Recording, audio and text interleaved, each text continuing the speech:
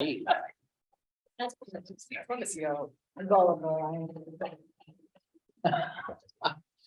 to the study session, July 25th. It's called order. Donna, will you do a roll call, please? I will. Councilmember Bode, Here. Councilmember Sherman. Here. Councilmember Gutierrez. Here. Marinesco, Here. Deputy Mayor Schmidt. Here. Councilmember McDowell. And Councilmember Peterson. Here. Thank you, Donna. You're welcome. Today we have Public Works Director Jay Harris, an update about street standards. Good evening, Council, Jay Harris and Brent Armstrong. I'm a Public Works Director. And Brent is helping me like no tomorrow without a city engineer. Brent is a wastewater and storm superintendent, but he's come over from that group. Been at Civic Center for about six months now. Helping out, making a big difference.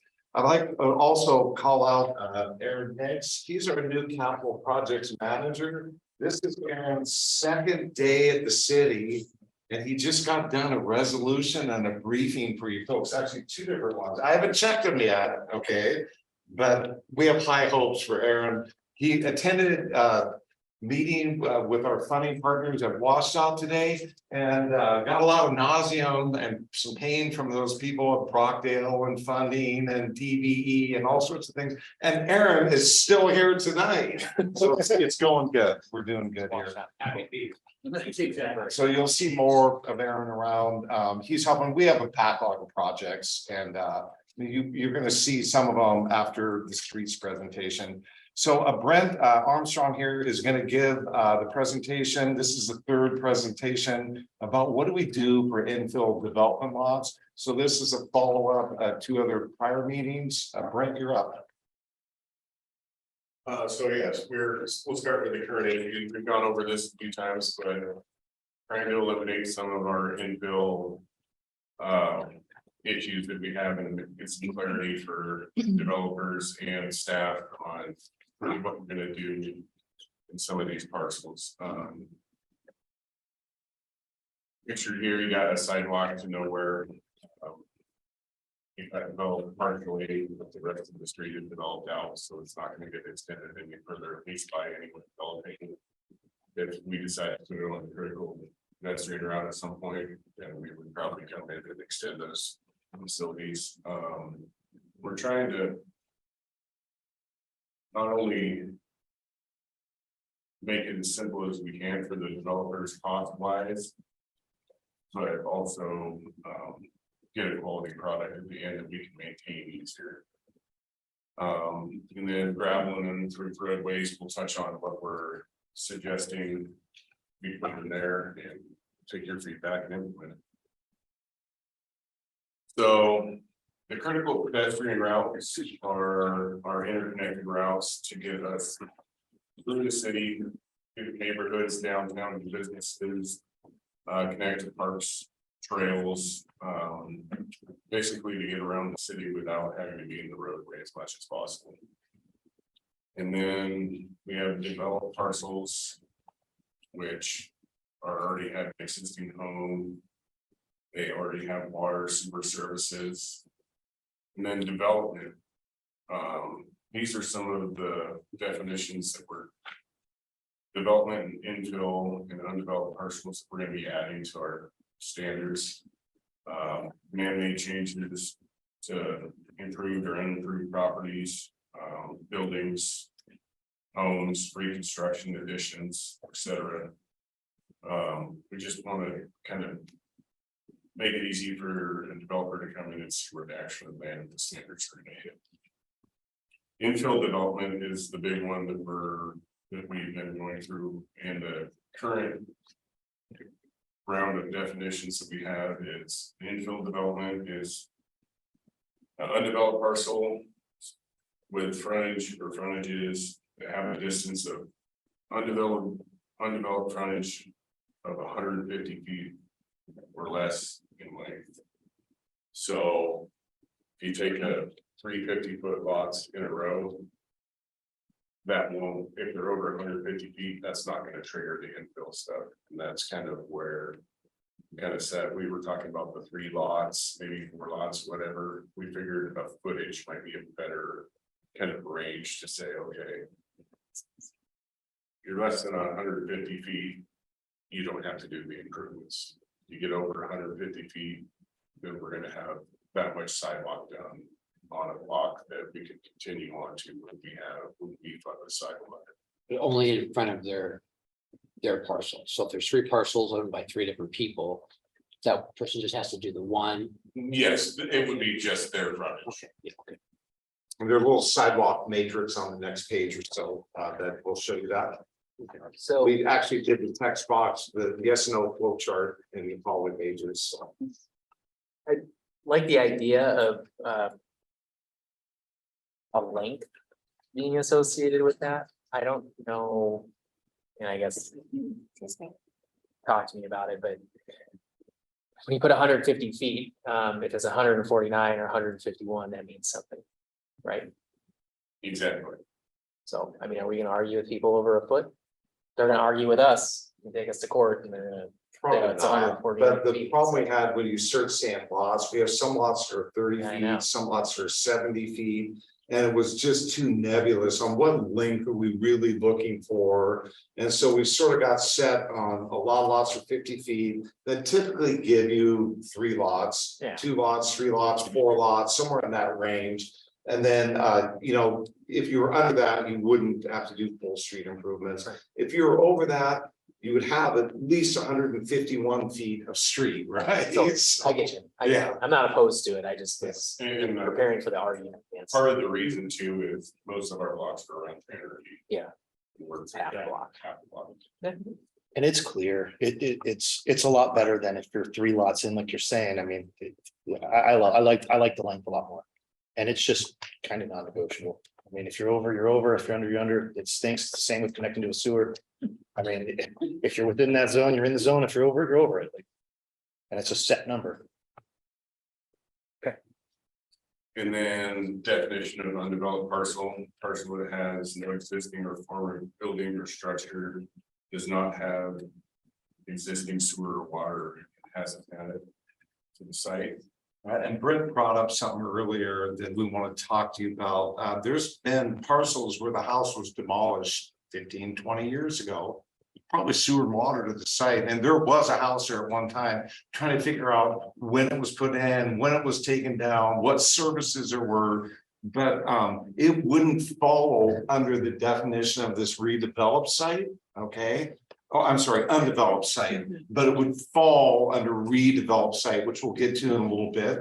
So I had a good answer to Brent's question. I just want to see what you guys think about the answer, okay? So remember that when we get to redeveloped site. And then unimproved street, we talked about this a little bit last time. On. Kind of defining that, so right away. That does not have any street improvements or existing. Street improvements are less than 20 feet in width. We're kind of running that with fire code, so if there's like a little 10-foot. Path that people are using to cut through, you can take like 8th and Wyandotte or 9th and Wyandotte up there, you know, there's a little trail that connects them in, stuff like that. It's really an unimproved street, even though people can kind of get through there, the fire department can't use it. Well, like So- Puget, that's not very wide. Yeah. Maybe but 20 feet, but it's, yeah. Yeah, it's it's not a whole lot probably, wide. it's not much more than it, right? Yeah. So we set the minimum street standard to be called an improved street. Meets fire code, that's 20 feet and it has to handle the 75,000 pound loaded fire truck with all the guys and equipment on it. If it's not that, then it's an unimproved street, which is fine, but we need to designate between the two. Because the goal is to get all streets to improve standard, we'll at least support the fire truck and the width. Then we gotta get them paved next and do other things. But the goal is to make sure that the service providers can get to all residents. So that's why that was set. So some of these little skinny roads and stuff, we're saying they're unimproved streets, even though they have some gravel and stuff on them, they still don't meet fire department standards. So we would work on that. We're gonna work on that, yep. And if in anything, we can say to people, we've got to get these done for the fire trucks and the ambulances and. That's correct. They need to meet that minimum standard. And. This is the meat of the section, and I'm not gonna. Good. I'll through it, just hit on some highlights of it, but these are kind of what. We've gathered these discussions on what the standards are going to go to. So, except for infill developments, all new development projects, redevelopment sites. We are gonna have them. Build out. To street frontage, identified in section 2.1. Or 2.100. And. Street and or alley and frontage improvements, corner lots, they're responsible for their frontage all the way around. On the corner and, to the intersection. So they're gonna need to make that, so fire and turn around, it's a dead end, Local streets are gonna be improved so they can allow two-way traffic, parking along. The project frontage, curbs, landscaping, trees. Utility easements if needed and right-of-way dedication if. Needed, frontage improvements on collectors and arterials, we're gonna have them. Then turn lanes as needed, striping, medians, bike lanes, and also additional right-of-ways. Brent, touch on the dedication real quick. If that's if the platted street, you know, is 20 feet wide and we require 32 feet wide total right of way, then somebody developing on the one side would dedicate half of what's needed. So there's 12 feet, they dedicate 6 feet on that side, correct? Yeah. And most of that dedication is due to get. The facilities that we need in there and make them be in the right of way, not. In an easement. So these are for the larger sites, you develop a 20-foot wide roadway that's two-way traffic and parking along your frontage, not for the small under, 150 feet and under. These are for the bigger sites, which is a lot of sites, right? There's a lot of sites that will need to do this. These are, the 400 feet of frontage, the whole blocks are undeveloped. Those type of things are what we're talking about here, that at a minimum. People need to pass on the roadway, it needs to be built to fire department structural section. And you need to put a curb and a sidewalk and your parking area in, so that's what that's saying. I have a question up top on except infill development sites, all new developed projects, and when we're talking short plats, when are you looking to have these done though, as it's built out? So like, does infrastructure have to be brought into those short plats? Can we short plat it, and then as say you short plat up a lot and I sell off because of two of the lots, will I be able to finish that short plat before I have to do any improvements? The Does plat that make sense? The plat could be recorded, but No bill. before you get a building. Okay. permit, We won't issue a You building. you can permit is the way it sell reads. a lot and if you sold it to someone else before they got a building permit, they would need to install. Okay. the So, frontage. okay, perfect. What about any infrastructure type things, bringing water, sewer in, can that done at the time of permitting as well? Water and sewer, we can. Yeah, accept that. the streets will have to go, all public improvements will need to be installed before we'll issue a building permit. But You we get put into a short- lot of problems if you issue building permits where people are still building streets and not bringing the sewer all the way in, and it's not deep enough, and it just goes on and on and on, so. But you public can get the improvement- short plat done. Yep. And then it's You get all, it it's for- all triggered by building. And then permits. you bonded for the improvements too, we have plans and you bonded for the improvements, Fantastic. okay? Thank you. Question on that paragraph, just I'm trying to read it as a non-developer, right? So. As I understand this, infill development is also potentially a redevelopment site, but not all redevelopment sites are infill development, correct? Because this is starting off with an except, right? So except for infill. But basically, if you're, Oh, yeah, if you're, right, so if, one, yeah, essentially, sorry. Okay. So if somebody purchases a lot that we deem an infill lot and they want to build on it again, that's a redevelopment site. If it's had a development, if it's had a house. on it before. Yeah. And that's where. So that would negate then the except part, right? Require that would be For this language. So we would have a sidewalk to nowhere. right there. There's gonna be houses on the entire street except for that one lot, for the house burnt down 25 years ago. Wait till you get to That's the the one redevelopment. That's what. That's what I'm talking about. Hopefully I figured that out when Brent asked the question. I was going, oh, no. Well, you mentioned that redevelopment. Yeah, that on I the got lot that with the- earlier. Okay. So what Joe asked is that infill is where there was a house that burnt down, there's sewer line, water line, that's an infill, no. That's redevelopment. Redevelopment. It doesn't meet the definition of infill site. And when we get to the redevelopment site in the next page or so, I'll show you how that works. And we can still change all this, right? So that's.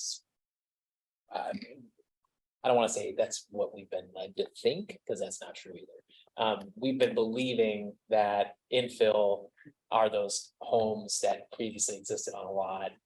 Right, and you can rebuild a house there, and when we talked about GFCs, that's another one. We talked about GFCs, is like, oh, if there was a house there, I don't know what the stipulation was, 5 years, 10 years, something like that, then there's no GFCs, because there previously was. But if there hasn't been any development, right, it's kind of like, they gotta start over and it's redevelopment. The water service was Yeah. existing, I think that's the, So what, that's the kicker, right? That's city. GFCs and. Yeah. And vacant parcel. And I think that there's an actual. Yeah, it's 04 was the cutoff, because we didn't have it before then. Do you pay a GFC if your house was prior to 04 because there was no impact fees? That's another, Yeah. that's another. I'm totally under the water on this because I understood that infill was where there used to be a house and no water and sewer would do it. It feels just a Still there. lot that is. essentially- Never been built on. Right, Never but it's, been but built. it's platted, right? It's a paper lot. There's a parcel. There are parcel lines that identify that lot on a map somewhere, but there's no house or development on it. Rather than a large 40-acre parcel or 100-acre parcel that are the And it's, lot lines on it. I mean, when we get to redevelopment, if that's not what you want for the standard that we. The conditions that we put on redevelopment for residential. We thought maybe we could put a year on that, something that's easier, that we don't have to go look back to. 19. Well, we Yeah. know if there's water there, there's gonna be a meter out front, right? See, though, they get lost.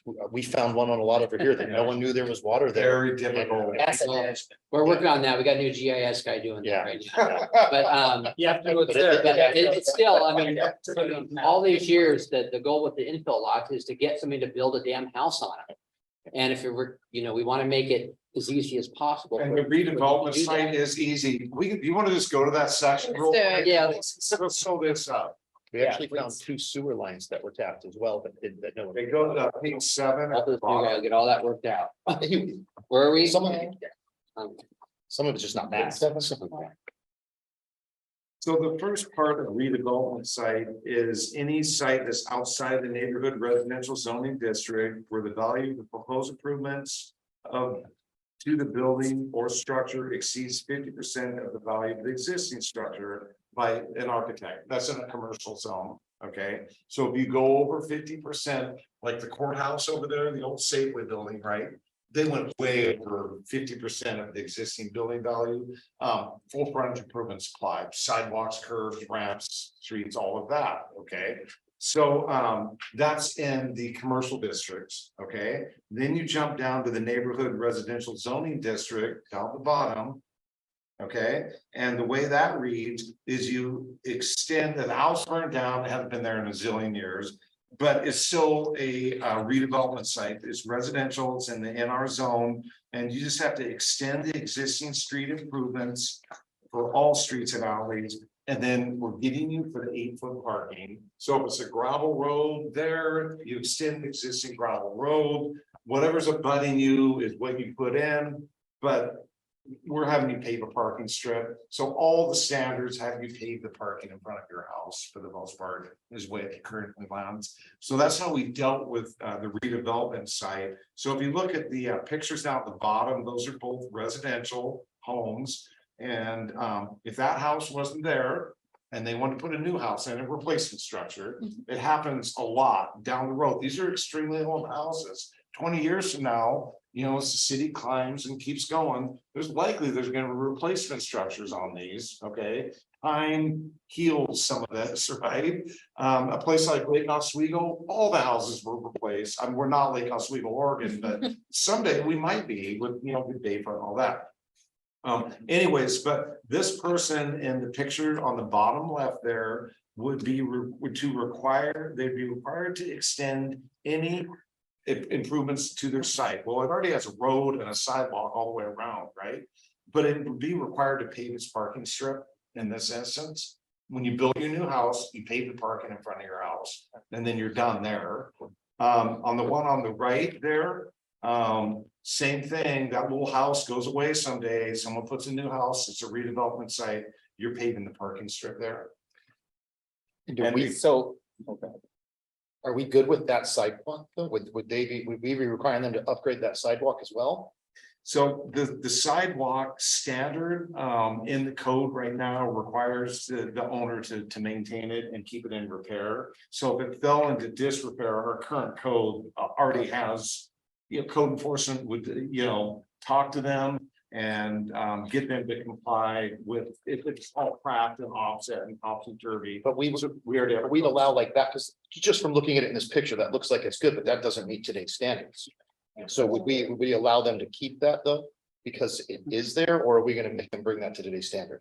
The way it's written right now, that sidewalk would be left, Okay, but so, it'd be repaired to make sure there's no tripping happen. understood, sorry. Right. so that's a corner lot as well. And according to the plan here, they would have to pay, they would have to do all. Response, so would that be ADA? Because it's a corner lot. Would they have to No, put all any- they're doing is paving their frontage. Paving, that's it. That's it, and that stays the way it is. No So- sidewalk improvements, no ADA improvements. So then like an example 4, that's a corner lot. Right? Mhm. So if they do. Now, this falls into the That's commercial standard. You're not residential anymore. That isn't in our zone. That's in general commercial. And so if that improvement exceeded 50% of the building value of the structure, you'd be required to put in street improvements there. This particular instance or not, they're just doing small To meet standard. to meet So it'd be sidewalk. essentially be a redevelopment of sidewalk and street to meet existing standard. Yeah. So But and as today a, we couldn't require, they're just doing some tenant improvements in there, not a whole lot. It doesn't exceed the valuation of the building. This is Mason County. And so it's going to stay like that until someone redevelops that site. and sorry, how do we define a corner lot? It fronts two streets. We don't actually have a definition of corner lots in the code. We just cover it by saying your entire frontage. Your front street Well- here and the. We need to be clear on our, because we have a definition of frontage, and the frontage is the narrowest part of your lot. That's the frontage in our land use code. So we need Side and- to reconcile that, Yeah. make sure it's a frontage on a right of way. If it's within our street standards, right, not just the frontage of the I'll house. have to go look at all the Yeah, definitions. so, and pull some of that. Yeah, if you look, so, Yeah, so like my neighborhood, we don't have corner lots. Right. I have a 3-sided lot. I do not have a front yard. So even though I do, I don't have frontage, do I? It's a pie, Yeah. 3 sides. Yeah. And who picks what's my front yard, my backyard, and my side yard? the narrowest, for the zoning code, for land use, the narrowest part of the lot is your front. Right, that fronts the street. Okay, So so that's my side facing my neighbor's house. is it addressed there as the main entrance there? Interesting. So it's built different than our code. But you would have three. I have no sidewalks out in front of my. But you would have 3 frontages under the existing example. You can front Yeah. 3 streets in that, under that example. street. 1 street. One street. There's no other streets in my neighborhood. I live in a circle, in a loop. Yeah. So, Oh, and yeah, at the yeah. bottom end of it. Yeah, I have exactly right. sides. Okay. This is my argument when I put my fence in. Why can't I have a 6-foot fence all around my property? You can't have a 6-foot fence because that's your. What yard is it? Side yard or front yard. side yard up to the, Up to the- but if you're on That's it. it, if you're on a corner lot, it has to be set back. We fixed that now. 42 inches. Oh, 42 inches, okay. That has been addressed now and up there. Sorry. That's taking it off. What personal problems are coming at you now? But yes, that is, Yeah. that's something we run into with. But we shouldn't fence permit as well. be building neighborhoods like that anymore. Yeah. Right. Yeah, we want a grid system, right? Yep. We want intersections. Yes, so that are- it is street, they have block link standards between local street to local street that is 150 feet now from street to street. So you would have two lots in your instance, because the streets would be 150 feet apart. So you wouldn't put, I don't think you'd put a lot, we might increase that spacing to 200. I'll go look at Yeah. that to prevent your situation from happening. Do you know how deep your lot is? No, Okay, I'll go look. yeah, it's an interesting one, you know, Yeah. because, Yeah. yeah, it was just, again, since we're going through and trying to make things clear, it's like. The devil's in the details here, right? And we Yeah. don't have a definition, it's gonna be ambiguous, so we need to make sure we have our definitions to clearly That's it, guide us. and that's the tough part, is because if it was something that was previously permitted and approved. Then, you Correct. know, in modern times. Yeah. It was built in the 90s, late And 90s. I think Jay's gonna talk about, there's gonna be instances we can't cover, right? We have to have allowances to address these in a reasonable way with a variance or a design modification that can be made administratively, right? We need to be able to manage these, and whether it's a cost threshold or some other threshold that allows us to do that administratively. Ultimately, that has to be done to keep things moving, not grind us to a standstill. Right. And how do we come to terms with the cost of the project with the developer? The 50% under redevelopment? Yeah, how do we? Yeah, so the licensed architect needs to prepare that, it's in the definition, the licensed architect needs to prepare that estimate. Thanks. But, and then that's also though, you want to make aware in this situation. We talked about. Whether it's county or anyone else that bought that building. They just moved in, they don't trigger. Right, right, But it's 50%, yeah, but we can put it in. Whatever we want, It's consistent with the building code. it is consistent. Building code requires full current code if you exceed 50% of the valuation of the structure, not the property, the structure itself. we just got a lot of stuff like, looks like this, where it's half-assed, incomplete, you know, I'm not gonna lie, it's just. So. There's not a mechanism to deal with it. Right, And so. With that, so that's the redevelopment. Standard. Are you wanting to keep that way? Or? Because some of these lots. That have had a house and it's either burned down or been torn down. It's gonna land in the redevelopment.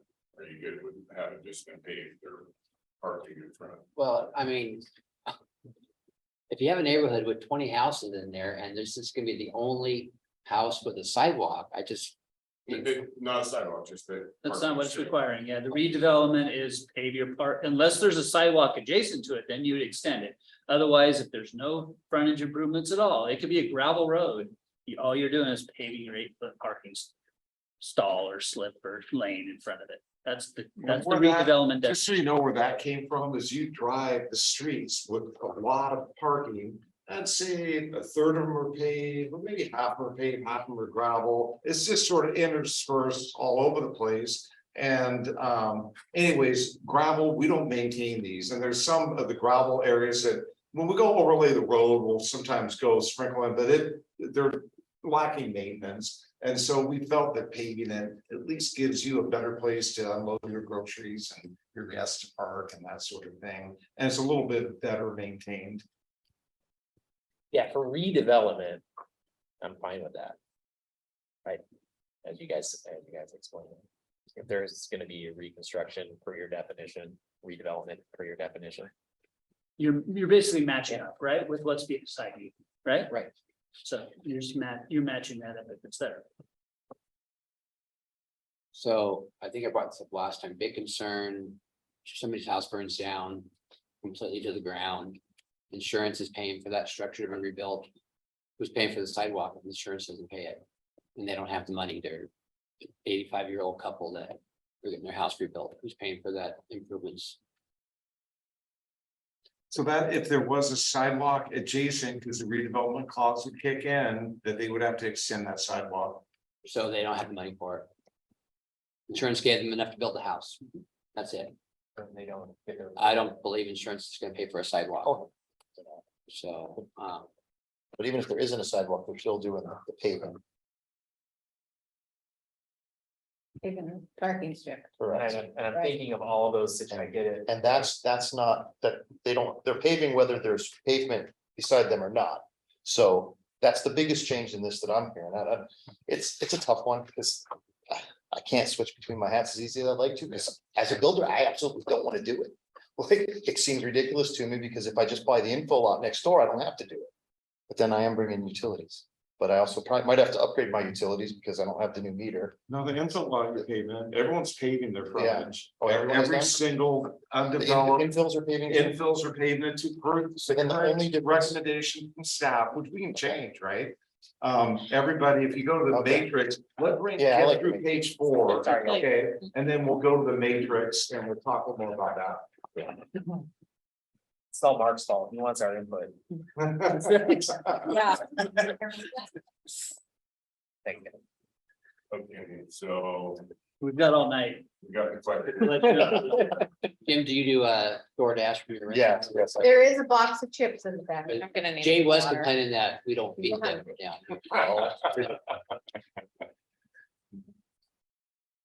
Okay, so we were on, good with A, with the redevelopment. Figured that one out, okay, B. B, the only question we had was that corner lot in front, we'll figure that out. That frontage definition. So C, intern street. And intern off-site streets used to access and development. Except for infill development.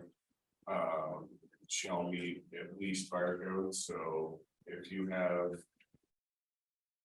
Street to get to your property, you need to bring that up so the fire department can get there. Well, So this is that subdivision that's over there and they have a road that gets out to the paved road, right? We gotta get the fire department into, and this is more than 150 feet, right? Of frontage, we need to get the fire department to your site. I need that, the road needs to get improved so we can get them in and out of there. only if they're redeveloping and building or something, not just somebody that's living there. That's correct. Okay. That's correct. And I think, so Capitol Hill, although it's the county, there's that Correct. little duplex neighborhood. Yeah. Got a narrow street, I get what you're saying.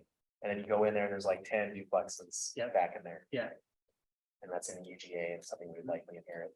Correct. And then there's some development Yeah, adjacent to so that. those houses up in here, or somebody wants to build on those parcels, then they're gonna have to. Correct. Why? How does the Yeah, fire? off of Wyandotte, there's, I think 10 goes through, and it's just a little roadway. Yeah, that people go. So that would have to be brought to fire code to access, or if we didn't put it, if you were a small development, if you were a big development, you'd offset the gate, you put the full road. Is there an in out on that where those duplexes? One just- in and one out.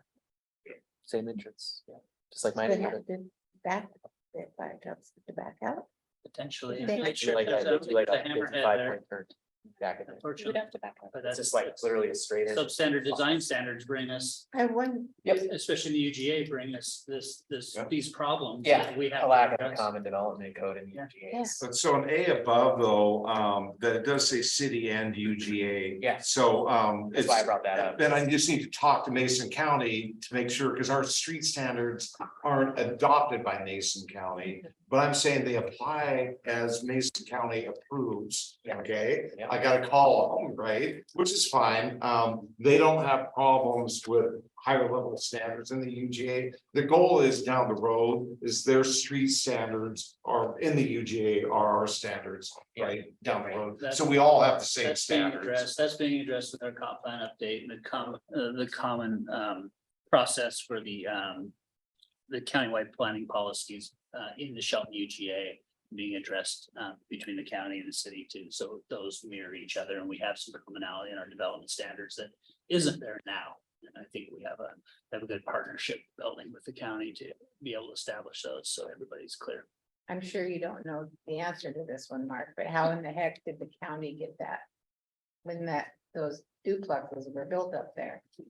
How did that, with one road in and you had to back out? At that time, it was a long time ago, at that time back in the second, that far ago. Yeah, no problem. Yeah, there's. Sorry, Certainly, that, whatever. we do. So in this interim streets and offsite streets, is for all development, it's except. So it's. Hold on, designed to T22 gravel shoulders, storm drainage improvements, street lighting. No parking signs until it gets built out with parking on it. Additional improvements will be required for collectors and arterials such as turn lanes, wide shoulders, sidewalks. And then also, we have to caveat in there, and it can be determined by the city engineer on a case by case basis. There's, and then to cover some of those areas that are hard to catch in all in one. This is a larger development we're talking about. This is like Coffee Creek. What do they do to Deacon Road, right? There are gonna be a lot of cars using Deacon Road, right? This gives us a way to talk to the developers and say there's offsite mitigation. You need to do some things to these substandard roads offsite, because you're adding a lot of traffic to a collector roadway. Egan's a future collector roadway. So, you know, this gives some flexibility for our staff to say, hey, you know, you're adding 1,000 trips per day here or whatever it is. And on the future collector roadway. So we thought this was a really good change. The city engineer obviously navigates it. They submit traffic reports and volumes, and you know, Coffee Creek eventually is going to go down to Deegan, use railroad. And so we thought this was important, and this gives us the ability to, for a larger development, obviously on a collector roadway, to have them do some additional things. but to clarify, in this instance, Deegan Road is in the UGA outside the city limits at this point, right? So we don't have a trigger, and we're relying upon Mason County or even another jurisdiction, maybe the state of Washington in some instances, to determine what the proper development of that road section will be, right?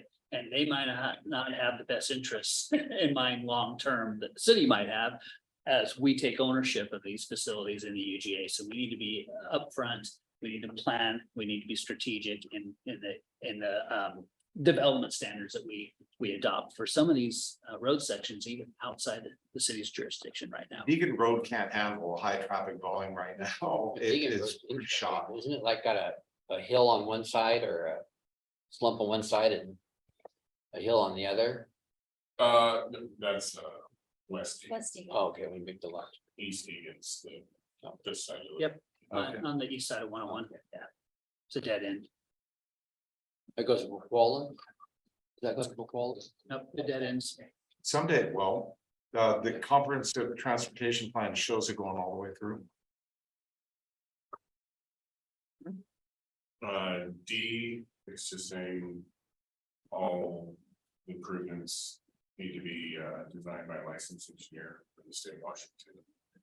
E, in construction right of way improvements not associated with new developments, such as reconstruction of a roadway, upgrading sidewalks, stormwater improvements. It's not necessary the roadway be improved to include all elements that go full frontage to our standards.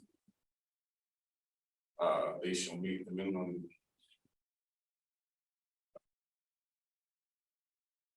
base standards, is that? Yeah, so It's, ADA and fire code standards. So what that is we're out and we're overlaying a road at Park Street, for example. And that that there is no curb along a lot of Park Street, there's no sidewalk. That paving job doesn't trigger curbs and sidewalks and all that. But it does trigger fire code. If we're repaving a road, we need to, at a minimum, need to make sure the road is up to fire department standards. And then also, we're required if we're overlaying a road, that we have to meet ADA standards. So if there is any ADA ramps, and we'll be doing that like on Olympic Highway North, when we do our grind and inlay in the next year and a half or so, 2 years. Keep your fingers crossed if we can get money from the state, the grant money. But the ADA ramps along there will be improved. But if there was curbs and sidewalks missing, that paving project doesn't trigger full street improvements. Or if I go put in new storm drainage or a new sewer line, they wouldn't trigger the full street improvements, is what we were trying to say there.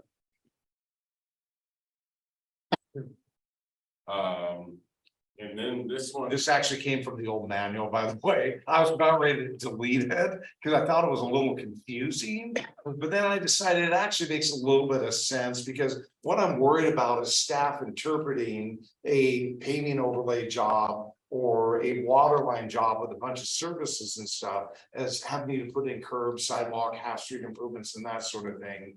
So I can see with the fire code, they need to meet, whatever they're doing, need to meet any fire code standards. So if you dug in a new water line, you're not having to meet fire code standards because you're not doing anything with the street. This could be a gravel road, right? I put in a water line. I need to put the gravel road back in the way I took it out probably, but you don't need to necessarily meet fire code standards. So it allows staff to at least say, hey, no, that project, you don't need to install street improvements.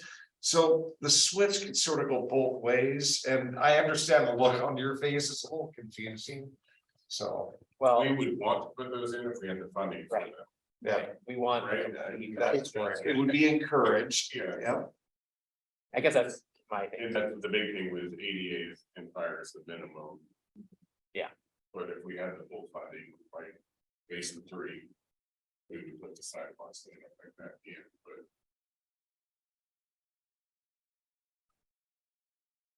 We would be, so if we did went the other route and we made it more stringent for an overlay project or a major, like a paving project. Like right now, we've got areas where there's no sidewalk, curb gutter, core drainage. We don't address it, like Front Street, right? We didn't address that when we paved Front Street. No, we put back in pretty much. We did some storm improvements. Yeah, to some, match up, but we didn't do curb and gutter and sidewalk through there, or anything Correct. like that. But isn't that in the long run more financially advantageous for us? I understand it increases the cost of the project, but putting in stormwater assets that are actually efficient. Like, gonna actually do the job as opposed to filling the ditch. The stormwater improvements are important because you don't want water to get into Right. the base of Gonna the preserve the roadway. paved And assets. so Jay's Curb and walked gutter the is gonna hold the project. pavement in, right? You got it. I walked the project. We spoke at great length about that. We did a bunch of regrading, tried to get the water off the edge of the pavement over there to a ditch. Those sorts of things were being incorporated in the project. Similar to Park Street too, where that ditch was a foot off the road. And we moved it. Yeah. Over, so we would just go underneath. Your question is, right? You get where I'm kind of going with this, Exactly, like, yeah, because Should we just do it all? we're kicking the can you should plan accordingly. when we're doing overlays. We are, and that's where it's tough though, because I I mean, know. like, let's say we decided we were to do what we would have done. A quarter of Park Street. So we would have done the sidewalk and the ground, and the curb and gutter, because that's what we had budget for. Yeah, Or do we We put need down to more go road, or do we just go smaller in complete infrastructure? Yeah. I mean, I know. That's Right. that's Yeah, well, I would agree if we had more street funding, more Yeah, of money, course. then we would go to a higher level of improvements. At a minimum, I would think you'd put all pedestrian improvements in, you'd pave the base improvement and you'd put sidewalks on both sides. And then ditches, right? And then the curbs would come next and all that. You sort of work your way up. So there's a lot of counties make you put the sidewalk in at a ultimate alignment and grade of the roadway. To get the pedestrians off the roadway and over there. Because it's kind of my other concern, I guess, is the majority of the larger paving projects, right, the road's gone to failure. It's not strategic preservation at this point, right? It's basically capital. So. Do the damn sidewalks, curb and gutter.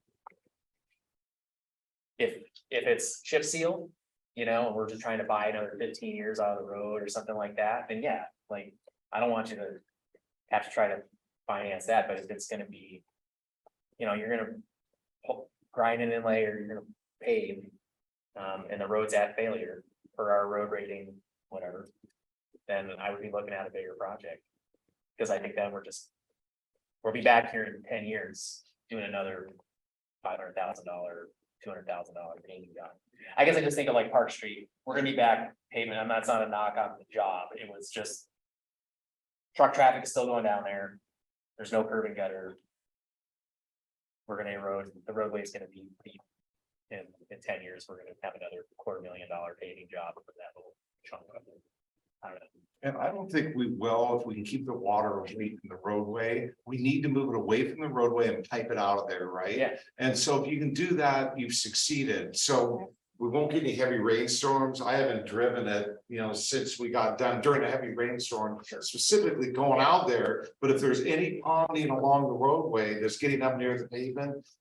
Our storm drainage group needs to take care of that for any roadway wherever possible, right? So I think that's a good, you know, best management practice. Yeah. Okay. I'm not opposed, I just. What about? So. With that, we can clear that too, what about for residential roads too? Is that? And we'll go with whatever the group decides, I mean, that's what we're here for, but we just need to, we're gonna have to modify our. Our way that we do things, so because it's like C Street. Right, you know, we didn't put sidewalks, curves, anything in there, we overlaid that road. Yeah. And there's little funding.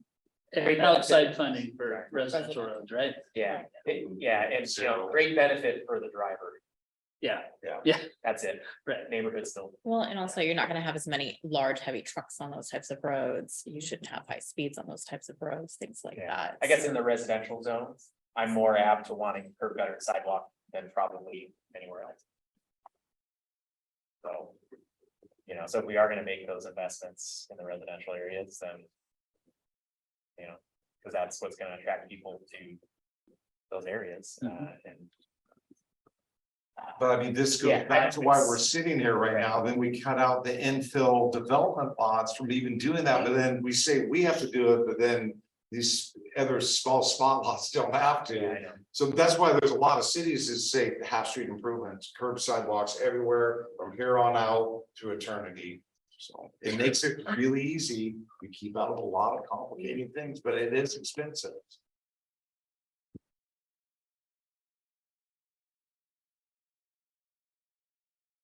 F. Mhm. That is a big one for us because we have. These projects that have these streets that are just outside the 5-year NOPED and utilities want to come in. Take Cascade Natural Gas, things like that want to come in and replace their stuff, and we have a road that is 70 or better on. The pavement index, and so this is our. First shot kind of attempt at looking at other cities and coming up with a plan on how we're gonna. Put our set of conditions on them if they want to dig into the road, how they're gonna improve it. If it exceeds 300 feet in length or significant potholing. With a paving condition better than 70, that. They are gonna restore. The road back to that pavement index, which most likely is gonna be an overlay. Okay, when you say the whole road, And like. This is 300 feet or more, whatever their project is, plus 10 feet each way is what we got in here. It's like Local Cascade streets, Natural chip Gas or seals. ED and people put stuff The underground. city, we could go do a water line project and we need to chip seal that if we're beyond 300 feet. You're chip sealing a local road or overlaying an arterial or collector. And if they're under that, we will, accept the frontage improvement, Mhm. in lieu of kind of fee. They'll be on the master fee schedule. We use that for critical routes, is that what that? Or. Correct. The frontage improvement fee in the municipal code, for the sidewalks, it's a critical pedestrian route, and then it also talks about roadway paving and that sort of thing in there. So those funds will be going to those types of projects. Then we also have, for some of these larger projects that are still trying to get the road, they may not hit all the thresholds, the city engineer can make a call saying, since you're gonna overpay that, bring it up to.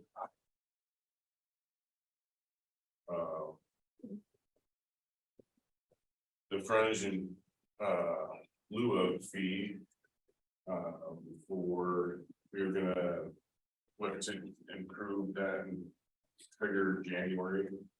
Well, when we update the fee schedule to do that, and else, or else we have to open up the fee schedule and do that now. So we're gonna wait till January. Every year we update it anyway.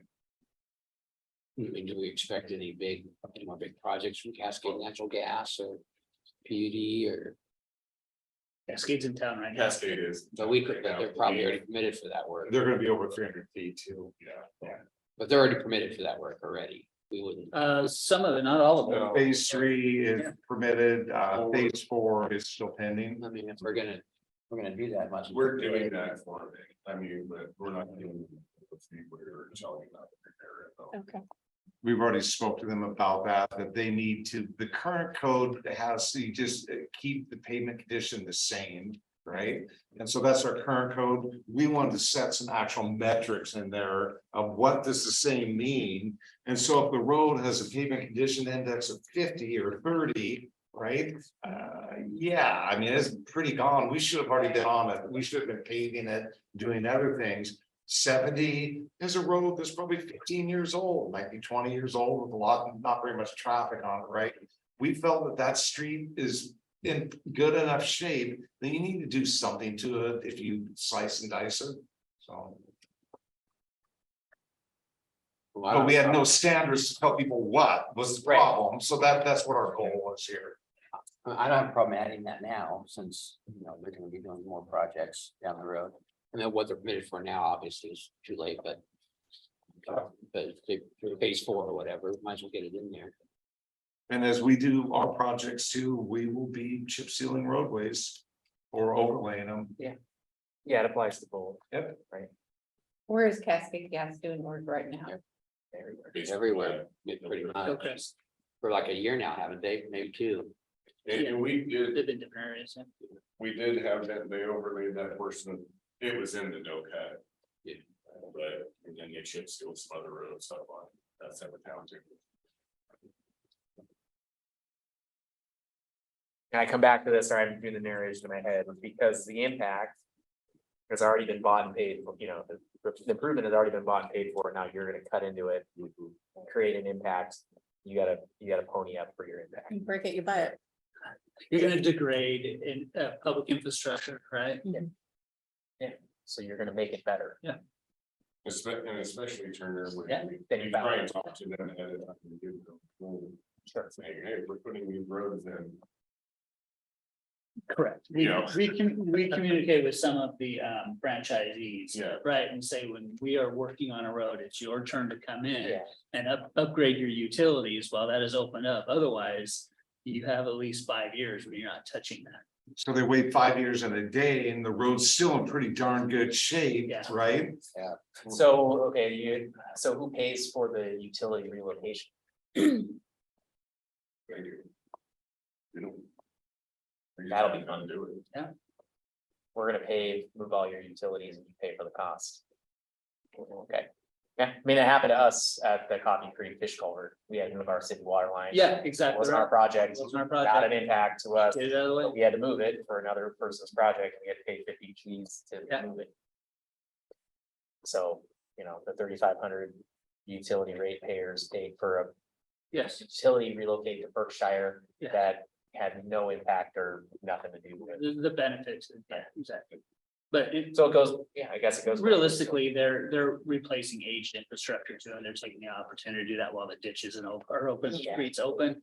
That's more realistic than some realignment. I mean, it'll happen. We'll realign a street and they'll have to realign their utilities at the same time, but. Western Gateway is a good example that they just went in and improved their infrastructure while the street was open. Yeah, we come to all our pre-construction meetings. There you go. So they are invited to the table and design and development of a project. Whether they choose to pay attention and. You got That's- Sorry. And so one of the things I might have Aaron work on is where are our street plans for the next 5 years, 8 years, push them out a little. These are the local street overlays, chip seals, all that. Try to get a better job with Todd Roads of where we're going next. We did Park, we did Front, we did Railroad. We have a map for the next few years. But let's really get into that map and think about a lot more, come up with the costs, look at our funding, look at the grant opportunities where we're getting assistance from the state. These are the collectors and, you know, that sort of thing. And really develop the program a little better and then be able to get that over to Cascade and say, hey, here's our map for the next 8 years or so. This is sort of in our horizon. So you guys, Cascade, Comcast, you know, us, we need to get ready for these streets to be redone and give people a lot of time, right? Yeah, and instead of doing expensive trenchless and slip lining and pipe bursting, they can do it the cheaper and easier way.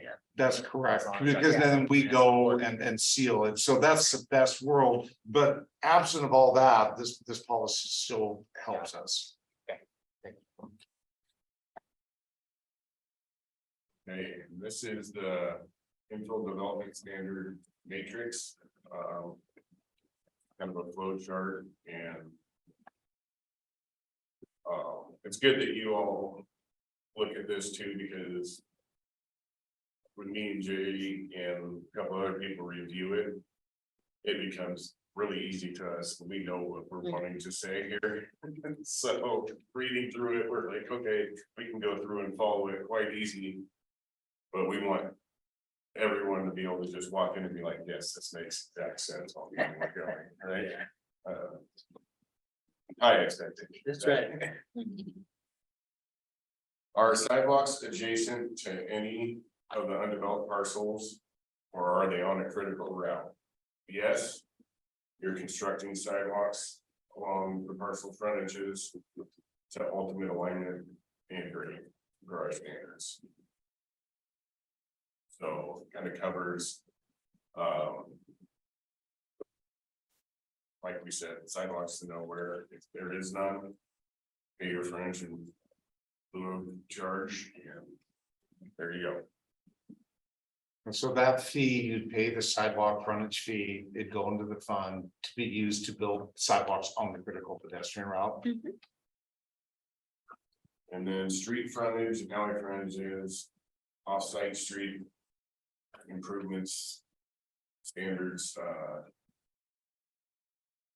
this is for, is the street or alley or off-site street unimproved? Yes, this is what you need to bring it up to,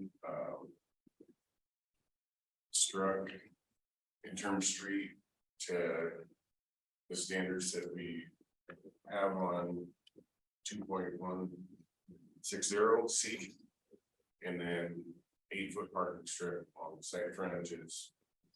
Alley and extend the existing improvements within 15 feet. You have to connect to those.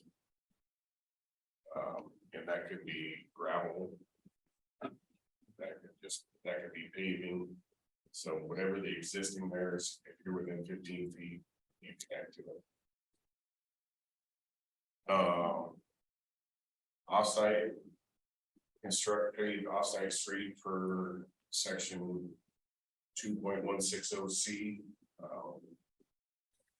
Basically bring it up to fire code.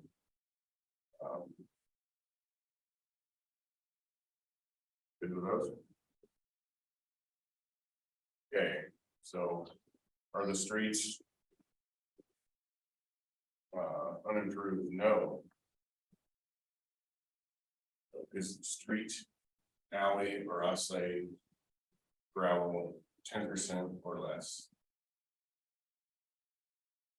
Construct 20-foot wide gravel street to fire department, 8-foot paved parking along the site frontages. And then paved frontage charge. So what this is a gravel road in front of your house. Okay, it's 20 feet wide today, 18 feet wide, whatever it is. But you need to, and it's less than 10% slope. This comes from the fire code. If the street's steeper than 10%, they want it paved, okay? Because their wheels start spinning and that sort of thing. So that's where the whole 10% slope thing comes from. It's fire code driven. You leave it gravel, okay, in this instance, but you're paying a fee in lieu for the pavement that you would have put down, right? So we're trying to get everyone that's the same, if you're developing, these are for the small infill lots, these are less than 150 feet, right? Of frontage, that you're paying a pavement fee there. So pretty much everybody there's a quality. So you pay the pavement fee, or you go pave the roadway, right? Or you're building a sidewalk, or you're paying the sidewalk fee. So everybody is sort of impacted in a similar way. And is the street gravel and over 10%, and you have to pay because it says fire did not go down that stop very well, and it's not paved over 10%. Alley frontage is the exact same. It's match what's over there if you're at 15 feet, and then. And just so you guys know, the reason why we said whatever the alley is, to sort of extend what's there. The frontage is where the fire department accesses. That's generally we're trying to get neighborhoods safer, right? This is a small development. It's just a spot by spot infill. And whatever the alley sort of is, whatever your neighbor had going on over there is what you put in. We weren't too concerned about alley access. We're just trying to get the fire department to get the people home, right? Now, you can do more than that too. If you want to pave the alley or do some other things and put a garage in from the back, that's just fine. But the minimum standard is whatever it's there, just extend it. And then offsite leading to your site, it's over 10% paving that.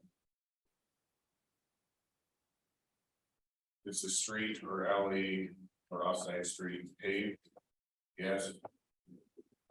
And you are paving the road or not, you're paving the parking strip along the straight frontages and extend existing curb. This within 15 feet of the site. Makes sense to me. Alley frontage is the same. Paving the offsite to these standards. Where are we? You talked about the last study session about the 8 lots in a row and the guy builds in the middle and then you wanted him to curb gutter sidewalk after improvements all the way to the next road. Where are we there? 150 Big. Well, no, I'm saying it's more than 150. I mean, so that guy has. He's under 150 He's under feet, 150 feet. so he would, so the improvements would not apply. Just his lot. At Yeah. some point, they're gonna apply. The I mean, people if around there's- him, If there's if 10 they lots, Right. right? And the guy here in the middle builds and there's 5 more lots, is he building? Those that are other road? people's requirements, there are other people's lots. If you have one lot and there's 4 lots of alternate ownership on each side of you, you develop that first lot, it's under 150 feet, you don't have those frontage improvements required. Now, if somebody owns 4 lots beside you, right, that's over 150 feet, they're putting in that frontage improvement, right? And then you build it in the From middle, corner to the- you got it. No, across the Just frontage, across the front. across the frontage to the, right? That's why the number makes it nice and easy. Okay, so that would Are you change. talking, The 150 are feet you would talking change. about like capital? Well, if it's one owner that owns all 10 parcels and he's gonna develop all 10, he can recoup his money any way he can, but the guy who buys the lot in the middle cannot recoup his money. If he has to build 10 sidewalks, so I mentioned to Mark that we allow that property owner to have a latecomers agreement and charge the next guy. Has to pay him for that road, but it sounds like we When you changed that. The late coverage agreement would require the improvements we put in first. On the corner. Yeah. Well, yeah, Yeah. but we've changed that from the last study session. The last study session, we were talking about that would happen. But now it's not gonna happen because of the 150 feet. Correct. We would not want somebody to do an improvement across an undeveloped parcel, because if somebody comes in next year, they can blow through that. The lot access. Yeah. He would have to do the front improvements on his side. Yeah, Yeah, but it sounded like the last meeting that we were gonna require him to go to the next road that was paved. Because we talked about that quite a bit. That's only if it's unimproved. He would have to do a 20-foot access to his site. So if he bought let's say you inherited a lot in the middle of a block and there's nothing either way, right? Yes. And you build your House Street improvement for the section, and then you go back, because this infill standards doesn't, you don't meet that. But you go back to the prior page and you would have this interim offsite street standard would hit you. You need to build a 20-foot wide roadway all the way out so the fire department can get into serve you. Now, what that means is it might not be economically feasible, right? Just like a sewer extension that's 1,000 feet away, right? And so you gotta wait sometimes for your neighbor to bring improvements to you, just like in the UGA, you have extension of streets and utilities and that sort of thing. So that one lot owner might need to wait for his neighbor to develop and bring the street to him. And then he continues it, right? So that's how that works out. He could do a latecomers agreement also, right? So if he chose, that's another option.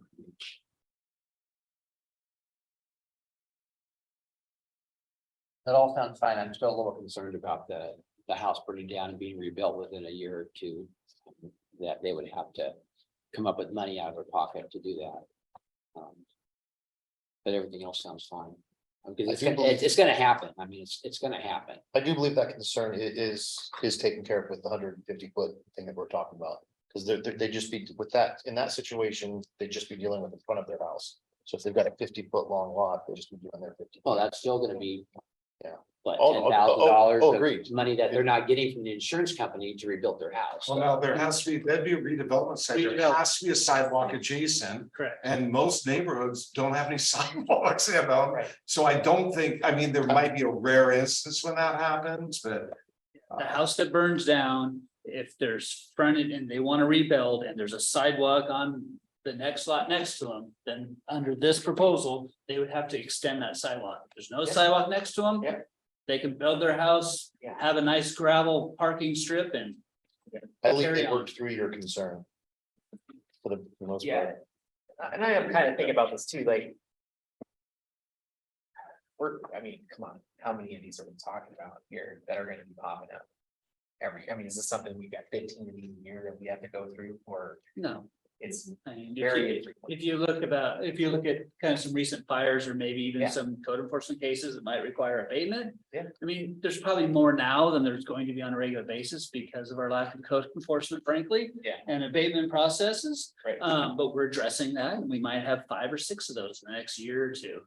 I would hope with a robust proactive code enforcement program, yes, those are severely diminished. Yeah. Some of the fires have occurred at places that frankly need code enforcement. Yeah. To occur, right? And so if we're proactively providing code enforcement, we may avoid some of these instances where we lose a house because of a fire. And then we don't have any redevelopment projects coming down the pipe. Preventive maintenance for you there. Yeah. Yeah, it's not. They're out there, obviously, right? We've seen them over time, but. We want to match up infrastructure too. It's one thing I've heard of it too is matching up infrastructure if we can. It's not only an imposition on the developer and the homeowner, but it's also if there's some infrastructure in place, do our best to match that up so it's consistent throughout our community as well. And that patchwork, because in that instance, we may have patchwork, right? If you don't require that sidewalk to be extended there, you could very well have a sidewalk to nowhere on each side of that, right? And that doesn't promote that consistency that we've talked about previously as well. But please, I want to hear about this matrix, the, Yeah. page 5, some of the standards, the definitions, and then the improvement standards as well. If you haven't had the opportunity to provide your input, please feel free. I want to capture that the best we can today, make any more refinements that we have, because I think we're making great headway. We're coming to basically a consensus here, but I need to make sure that we have that leaving the room and everybody has the opportunity to speak their mind. This is clear to me, and I'm not a professional developer. So, I'd love to see these for more of our development standards, just even getting a new construction permit, make it this simple. Are you building a new house? yes, you're. Were the utilities on the line for you? Yes. Like, I The mean, matrix is I mean, the matrices. The only way to make it easier is that you color coded it. Yeah, Well, green and red. Yeah. Yeah, because you can Stop. send it to somebody, and someone like me can understand it. Yes, I want to appreciate everyone's effort here in making it very clear, and I'd like how we're moving towards a higher standard that people can plug into in the future. So that's where I'd like, if I were to make a mistake, I'd rather make a mistake on having higher standards that we can plug into into the future. Does That this we make have that sense to you? certainty. Yeah, totally makes sense. But if we do make an error, make it so that we have high standards that people have to connect to, and that if you're gonna play in Shelton, you have to play to the higher standards. Cause I'm sick of patchwork. I want people to have certainty when they come here. When you come here to Shelton, we're gonna have high standards for standards of living and environment, you know? So here's what you need to do when you come to Shelton. It's all drawn out. It's color coded. We'll color code it. And let's get the development in the water and all the things we need to make this a better situation. But let's have that high standard that people come here, that they know that it's gonna be a fair situation for everyone to come and play here. I said my piece. you're still, okay. I'm good.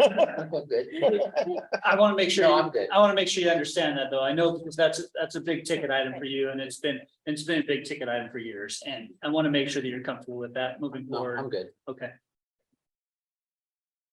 The end of the table. Good. No, I think you guys did a really fine job of taking all of the feedback from the last 2 sessions and really concisely addressing it here. Watching Shelton get primed for new streets, we get buildings painted downtown, that one there. Oh, on my First and goodness. Railroad. I mean, it's starting to look good Nice. downtown. And I think that's a great, thank you for bringing that up, because that's a great point, this, similar to the way Miguel phrased it as well, it's like, we're on the cusp of major residential construction boom. We should not be settling for subpar products, That's you right. should be focused on a community where people want to live. Sense of place, some unique, but not being over the top about it either, be reasonable. Come to the table with, rational solutions to this and, but don't just give it away, in my opinion, don't just let developer just dictate terms on everything. I know we want the rooftops, it's gonna happen, so let's have good standards in place that, I agree. The easy way to govern, right, is Jay and I have talked about this, and Jay would probably wish we would have done that before, is, it's all or nothing, right? Because he wouldn't have spent the last 70 hours something working on this. I've and been everybody here at else. 10 o'clock Yeah, one night. so, that you can believe. it's full street frontage improvements for any development, or it's nothing. That's the easy thing to do. That's not why we're here, right? We're here to find a happy medium. We're here to serve the existing community and our residents, and we're here to make sure that the new development that we have. The impacts are mitigated as much on our existing residents at the same time, and this isn't the easiest. Subject matter to do that. It's much more easy to do with a sewer line or water line or something like that. And let's be honest, the reason why it's not easy is because it's expensive. Yeah. Right? We get to go deeper, we It's get to not go wide. complicated in It- terms of the project, it's expensive, Yeah. right? It's an added expense. For the to city catch too, because if we Yeah. set that, Yep, we'd have projects that we wouldn't have done right now. But Yeah. because no, no, yeah, we wouldn't have paid Rockdale. if we had- And what's a public Sidewalks. $3 million expectation? pay. What's a public expectation? Is the public expectation to have those urban facilities and urban infrastructure in place when they move into this community? Or are they gonna build it later? And then are they gonna seek those urban improvements to be completed by the city later. When you live on a gravel road for 20 years, you are probably coming back to the city on a constant basis, right? Asking for that gravel road to be paved. And if it isn't upfront at the time of development, we have a very difficult time doing that later. Never happens, will never happen, right? Puget Street's been gravel for, I remember 45 years of probably, right? That's if that ever gets paved, curb gutter and sidewalks, nobody's got a front yard anymore on either side. Yeah. So August 15th, street standards are coming your way along with the administration chapter 1 of the design and construction standards. We're not doing any edits to storm, water, or sewer in the manual. We're just doing streets and the admin chapter. So the first 2 chapters to get this behind us, get these standards in place. And so we can move forward. So at the 15th, we will be with you guys talking more about this. These were the heavy hitting items in those new standards. There's a lot of the smaller stuff that we'll go over with you at that meeting. Is there a public education kind of component to this too? Once we ratify this in August, we make these changes.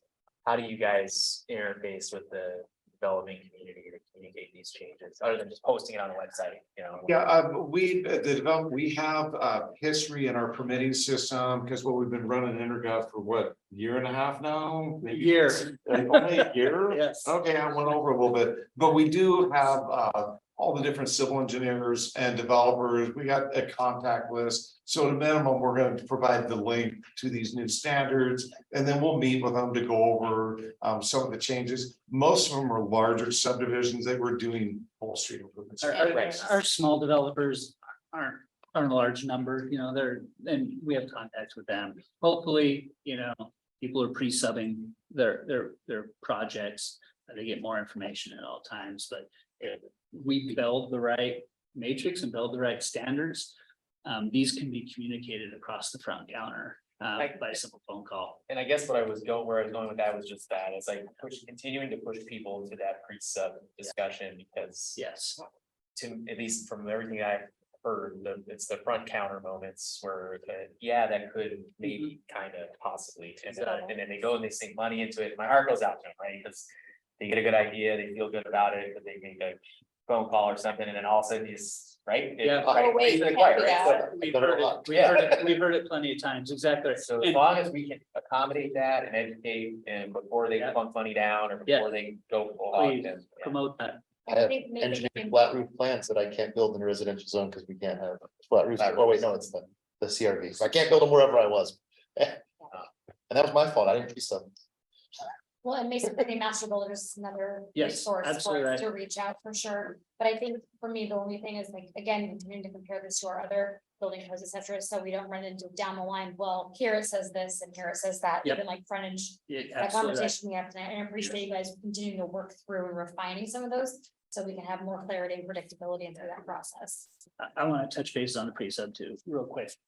When we don't have adequate staffing, it's more and more important that people take advantage of those resources, not rely upon a planner or a building official or a superintendent or a city manager to give them code compliance on development projects, right? We can't capture the entire project over the counter. We can't capture it over the phone. We can't capture it in Safeway. A Google map. Not Exactly. it. Yes, exactly right. So we need to have that project in front of us. We need to be able to digest that project, analyze it, provide feedback to them in a clear and concise manner so they can make the best decisions in their pro forma moving forward. And that's really important. But our decision is only based on what you hand us, right? And so the quality of materials needs to increase some, because we're having a difficult time with some of the things we're getting that we can't answer a lot of questions. Because there's not enough information on those pre-subs. So the pre-sub stops it from them not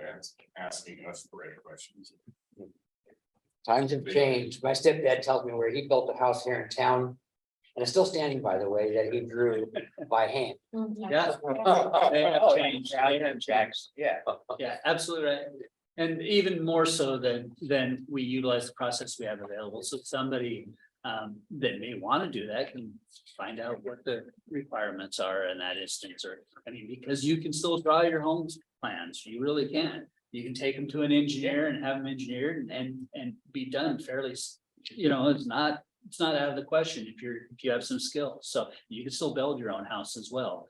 There's some hoops to jump through, it's a little more difficult than it used to be, but that can be done, we can assist people in meeting their goals. Most of mine suck really bad. But I get an engineer to stamp them, so. So is everybody, can we move on to the second part of the study session? Oh, there's a second. Is that Yeah. okay?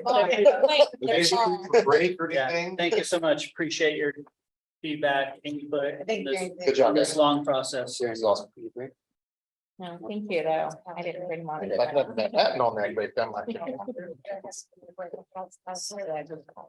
So at your next study session, that's on the 8th of August, FCS group will be giving you the preliminary calculations for the 2024 through 2027 water and sewer rates, okay? The new rates, we need to set new rates for 2024 before 2024, right? And then also the general facilities charges, well, also they're looking at those. So that's for sewer and water. One of the larger drivers of rates are the capital improvement projects, right? We have our existing operations and maintenance and those sorts of things. But then on top of that, we have projects, right, that need to get done. So we can keep up with existing needs, replacement of infrastructure, and some capital needs for new development. In a perfect world, you'd be ahead of new developers, okay? So the general facility charges were set darn low, okay? If those charges would have been set at a more moderate rate in the past, as development came in, we could keep ahead with reservoir projects, piping projects, that sort of thing. That's pretty typical. Right now, we're at a standstill with reservoir storage, that is holding up development. I've explained that. And so the goal is to get out of this situation over time. And so I wanted to do is go over the 6-year water projects for you, and then the 6-year wastewater. So I'm going to start with water, and Brent's going to do wastewater. So the high school tank recoating, if you've driven up there, you'll see why. That tank needs to be painted, okay? And we just had the inside inspected. You guys will be seeing the inspection report. I think the inside coating should be fair, maybe to pour, but it isn't completely shot on the inside. Remember, this is a 1962 tank, right? It's gonna need to be, end of life's gonna need to be called at that tank down the road, right? These steel tanks don't last forever. Concrete, you get much better service life out of.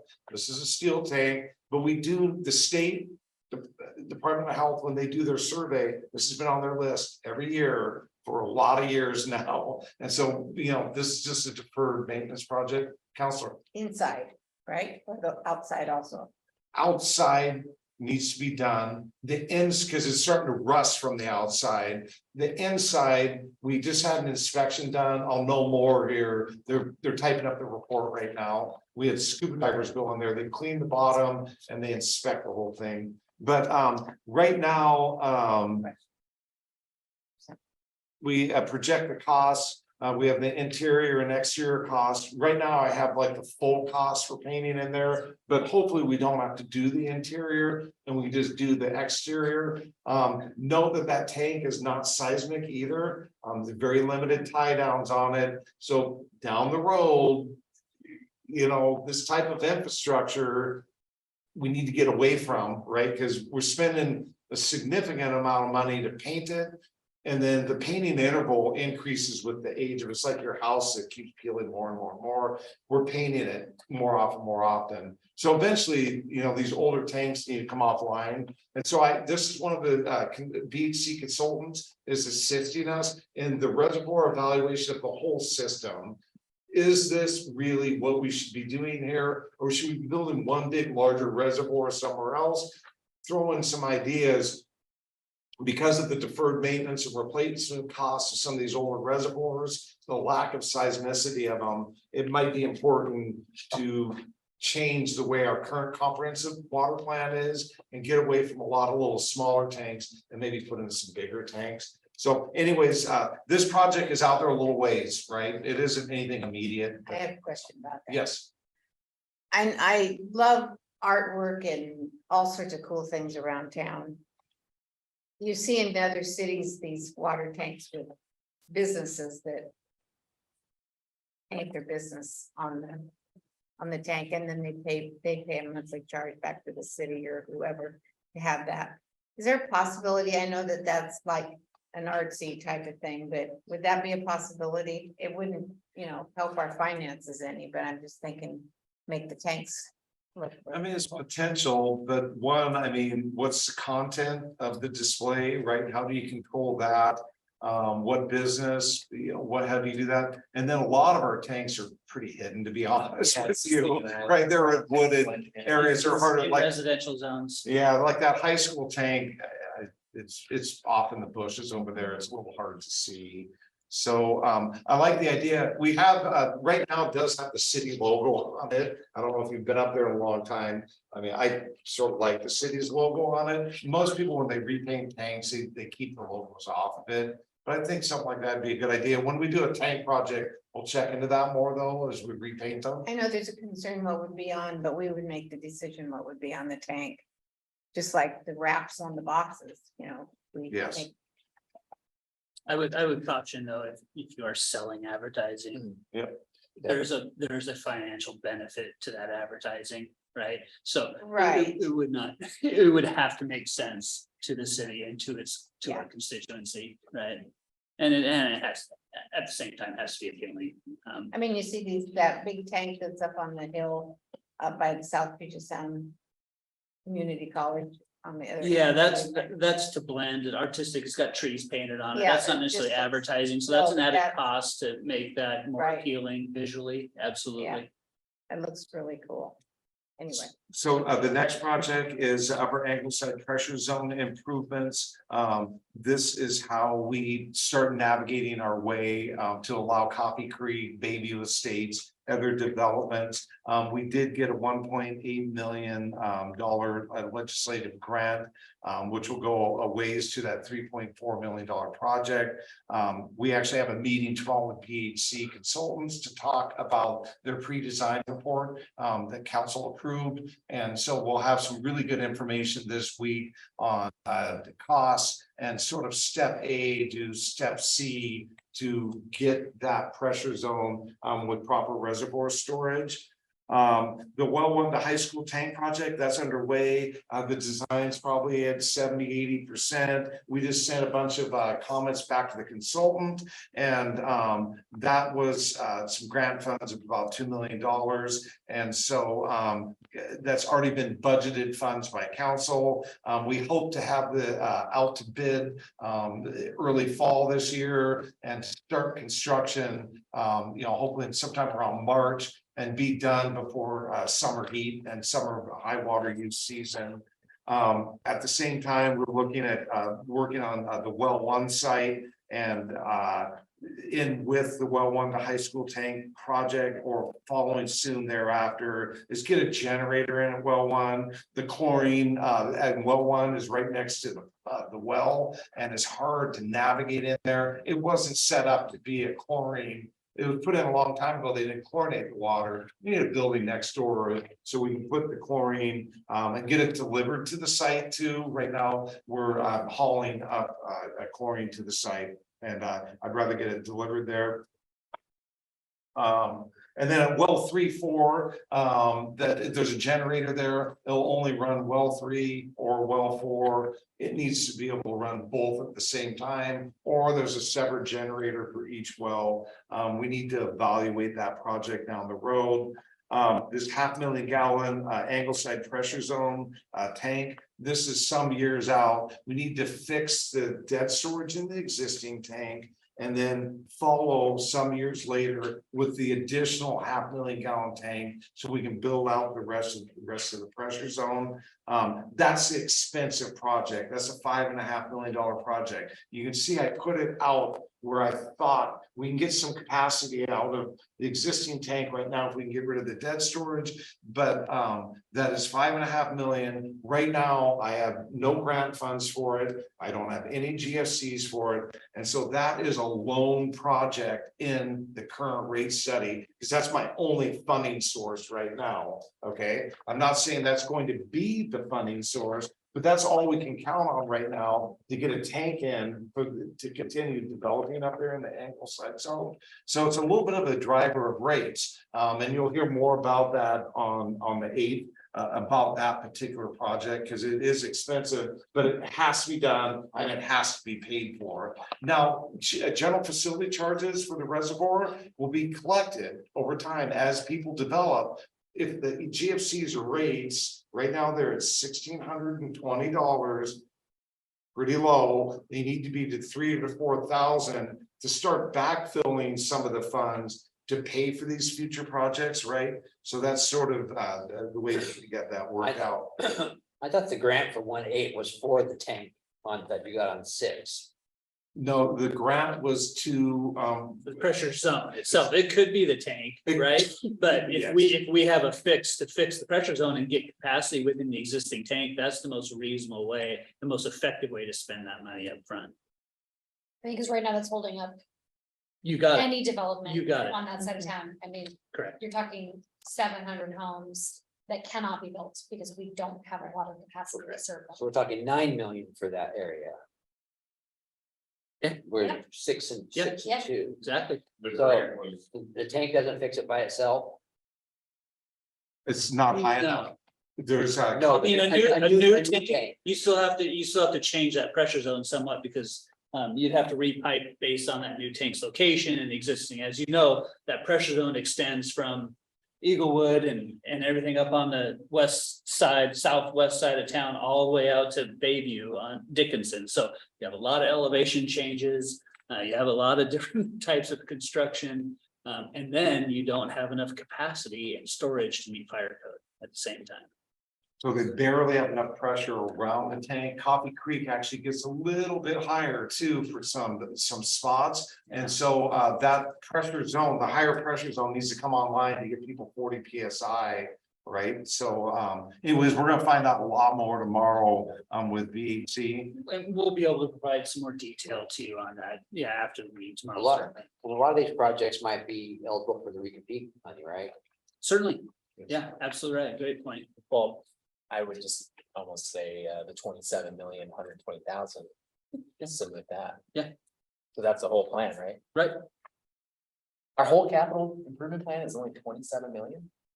I say that like it's no For big water deal. and storm. Water, sewer, storm. Yeah, water sewer storm, but the whole 6-year plan for all those 27 million. This is water right here. Yeah, The wastewater Yeah. is 32. and Yeah. Okay. Yeah. There you go. There we go. Oh. It's just a lot of numbers. It's like numbers here. So, So a couple more projects here, Redwood Avenue, 8th to front. It's an old asbestos cement line, needs to be replaced, new ductile iron pipe. If we're gonna do it about the time that the road needs to be resurfaced also. So that's, you can see it's out a little ways in the capital improvement plan. Project number 8, this is an option you guys haven't heard about on K Street. There's an existing, it's an old PUD facility. And it's a construction yard right now. There's potential for the city to perhaps purchase that. I'm gonna talk to you down the road, once we get the rate sort of set about this project. And it allows us to not build the brand new yard right away. The brand new yard will be postponed for a significant period of time, because it is quite a bit larger and it does serve a lot of our needs, especially when you combine it in the existing yard. So it's more of a least cost option for our laydown yard, and I'll get a study session with you guys on that in the near future. This a new storm water and wastewater rate GFC study is planned out and some years out, right? We need to plan for these studies. Because we have to adopt new rates again in the future. And then the other ones are, these are out a ways, so well, actually, the Mountain View Pressure Zone Storage Tank, the 0.7 MGD.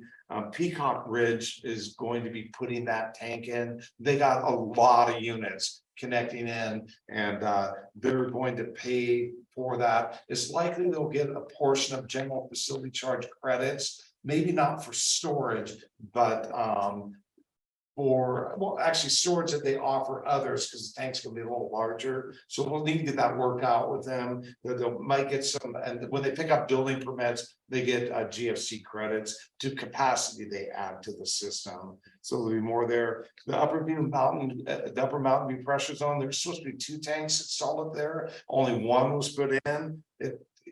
That could have been used today, that second tank. And so Shelton Hills will need to put in that tank to serve their zone. And then Capitol Hill has a bunch of pressure zone improvements up there. And it isn't really a large enough zone to even have a reservoir up there. So we're going to do some repiping and take out the reservoir.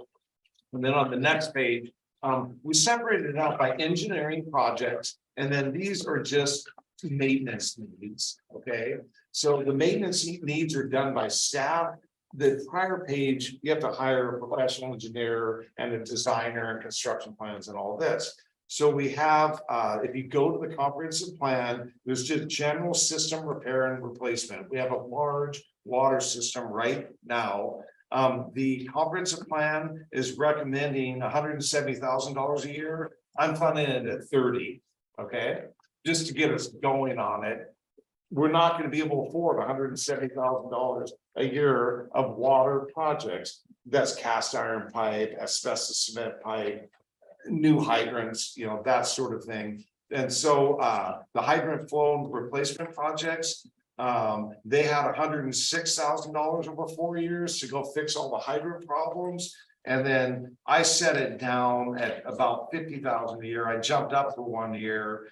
Just to start getting those hydrant projects done per the comp plan. You can see I have tank inspection out there a little ways. Again, you know, we need to stay on that every 4 or 5 years. There's a lot of water system security upgrades that we need to complete. And that was a plan that we had done about 1.5 years ago now. And so you can see I'm just sort of putting some money out there to get some upgrades done there. We do have vehicle replacement, all of our funds, we need to replace vehicles over time. So you can see, I put that in there at just a truck every other year sort of thing, to keep that going. We have vehicles that are, 20 years old. I know Parks has one that's maybe even older than that. So, we need to start working our way out of that. Some of that is when we replace our trucks, the older trucks go away. So the oldest truck will go part. So water gets a truck, right?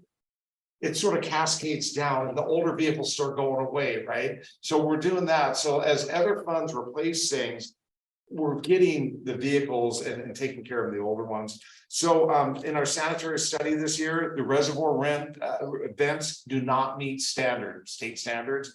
And just found out they wanted them done this year by the end of the year. I was like, no, I need to budget that project. I mean, that's $200,000, and so they were okay with that as long as we were funding the vent replacements in the future. That's screening up there and the size of them. They don't meet Department of Health standards.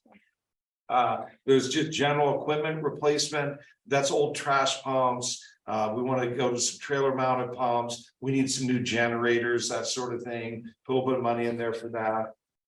The Angleside booster station needs a third pump. The 2 pumps that are in there are extremely old. We rewound the motor on one. Neither pump has been rebuilt for 20 plus years. I want to put a third brand new pump in there. That way, if one of the other 2 go down, I have a brand new pump laying there. It's set up for it right now.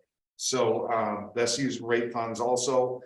Project number M9. What this is emergency water distribution. Okay, right now in a large natural disaster, I'm gonna have a problem getting the community a gallon of water a day. This is an extended event. This is most likely a large earthquake, right? Or very large fire, maybe a big, large ice storm that just goes on and on and on. We don't have power, we don't have diesel, the water system goes down, you know. We need to be able to tow trailers to sources, treat water, and people can come in and fill up and get a gallon of water a day a person. It's just a best management practice. What about loads? Now, these things, hopefully they set all the time, right? I'm okay with that, but we need these in our back pocket, right? In Newburgh, we did it. We actually had 15 of them. And we actually had portable suitcases and a Yep. different scheme. We're a smaller city. We should be able to pull off trailer mounted with multiple spigots on it. We work with county DEM, John Taylor, to Yeah. get some, it's 150 grand. They just bought like a $50,000 quad side by side. So can we see if we? can- Kind of FEMA funding and Yeah. everything. Yep. Yeah, absolutely. So a little bit of money for an M10 for the pavement projects. That's where we have, if we're doing pavement, you have water valves, you have other things going on. Now, there are some years where I might need to replace that whole water line. That would go up to project M1, and I would have some funds to put in that I got a block of water line I gotta do before we can pave the road, right? You don't wanna pave a road and then go back and cut it up, put the new water line in later. We're trying to get it done beforehand, right? And then the last one is just general building repairs. That's to the existing shop, pump stations, you know, that's roof gutters, HVAC, doors. These facilities need some money put into them. They're extremely old, and we need to start putting a little bit of money towards that. That's it for water. Brent has sewer.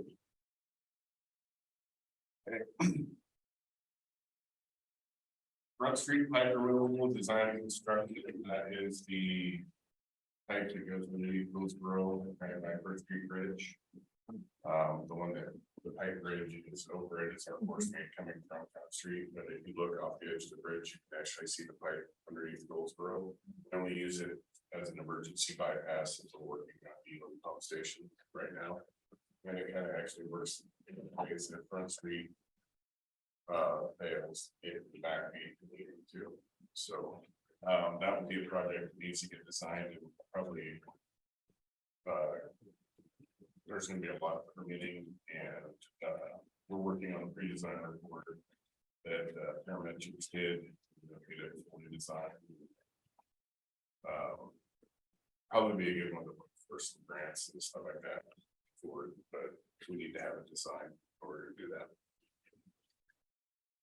Basin 4 I&I reduction is the remainder of the Hillcrest area, which includes Puget Street. So we want to get cranking on that before the development comes in.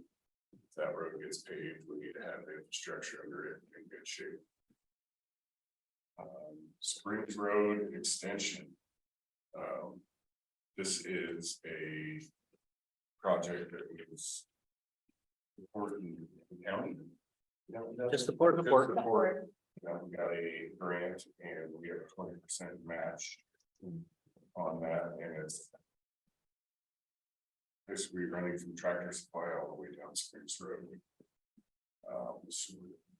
There's good economic development possibilities there, right? And the mobile parks up top there, like Evergreen Estates, their wells and their septic systems are right on each other. So it takes care of quite a few issues there, and it gets for some capacity until the MBR plant is upsized a little larger. The camp projects, those are all those are projects that we do to try, we have a meeting with Department of Health to try and reclassify the plant, get some more shellfish area open out in Hammersley and Open Bay. That's some valving, some return flow system that we actually have portions of that already done, but it's helps with the monitoring. Headworks capacity upgrade, we got a grant for that. We need to, we had an engineer's estimate come in about 500,000 over. The grant that we received, so we need to. We'll have that as a project in the budget. We have to have that money ear tagged. For them to make that grant money real. Right, can I ask you to pop back? I think we missed the lift station and that was a big The ticket. North item. Division, Oh, we do. Number five. I was wondering. Well, fine, we're just gonna. and it's part of the repeat. Yeah. Yeah. So that is the property we purchased by the cell tower. Some piping, we'll have an overflow that. Because we only have so much capacity, at the MBR plants, we can control flow.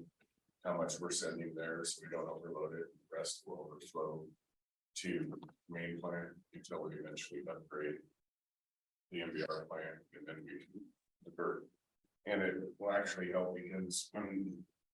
In storm events, we can cut off some of those peaks through that pump station also.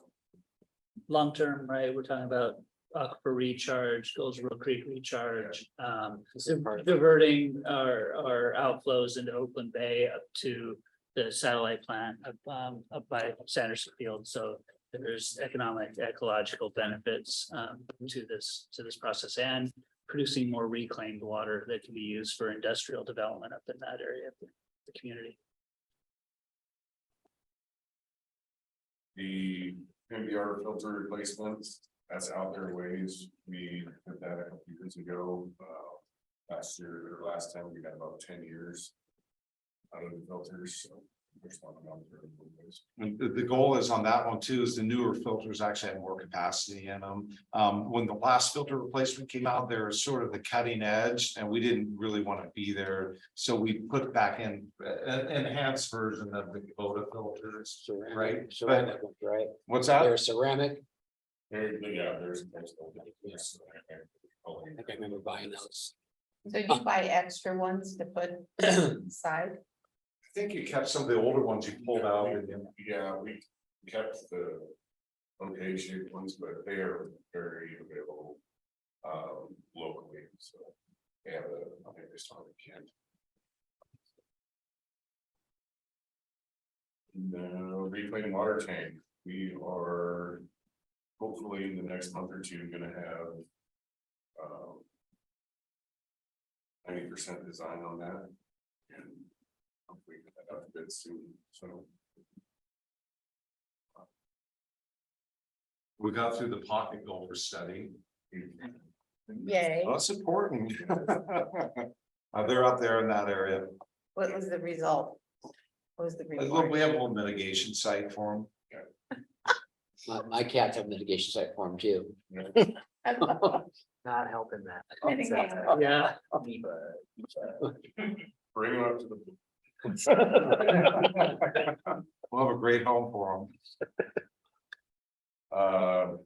The reclaim plant property purchase, this is with our new permit that we're going to get, they mandate that we have to be able to put 24 hours of off-spec water.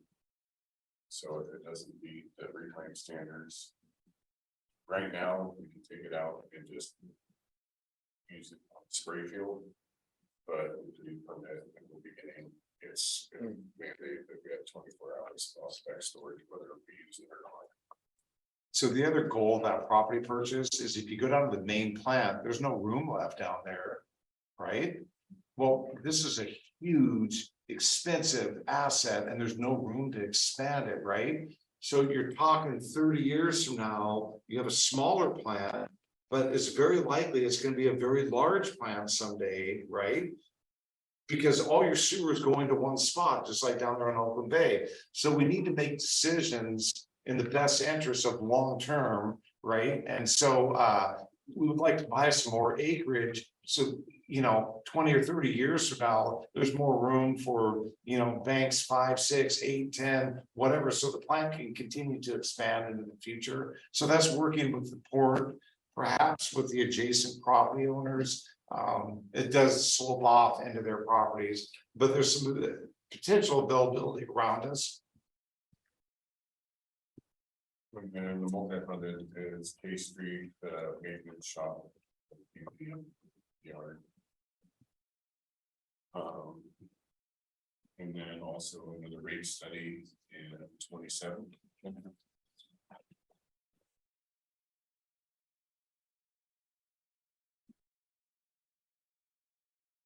Yeah, this is just all future projects from the comprehensive plan, so you can see they're stacked up in here, right? That there's quite a few, and we didn't even add these up, right? That I have the costs in here for them, but they're out in the comp plan past 6 years, right? So I just wanted to show you guys, the comp plan is a 20-year plan. These are just the additional projects that don't land within the 6-year period. And it's good to have them in here and all this, and we can. You know, money breaks and things like that. So.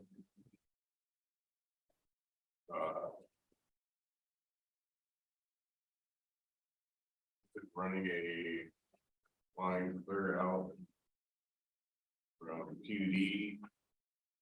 And then. Actually, it's a Bonneville substation, right, on Olympic Highway, right? Are you talking about Olympic Highway? Oh, it's just the trunk line, okay. Yeah, I think it's the Olympic Highway from just past K Street, just past. Down to C Street.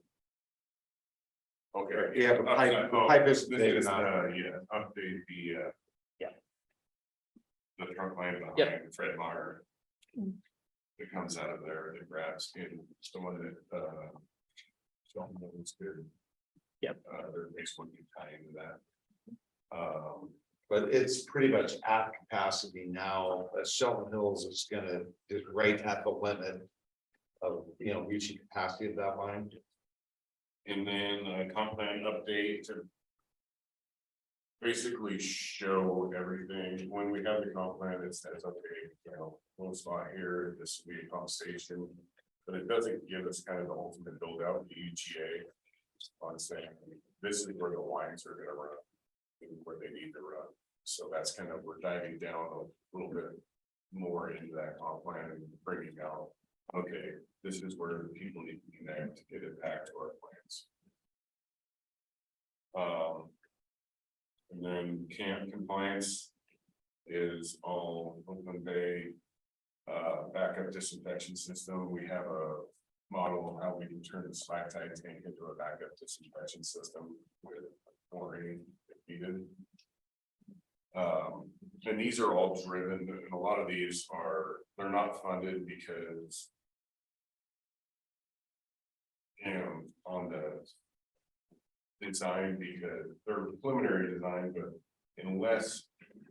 We're not gonna waste money on something that isn't gonna open something up. Right, so we're not gonna do this project unless we can say, oh, it's gonna open up shellfish ground. To do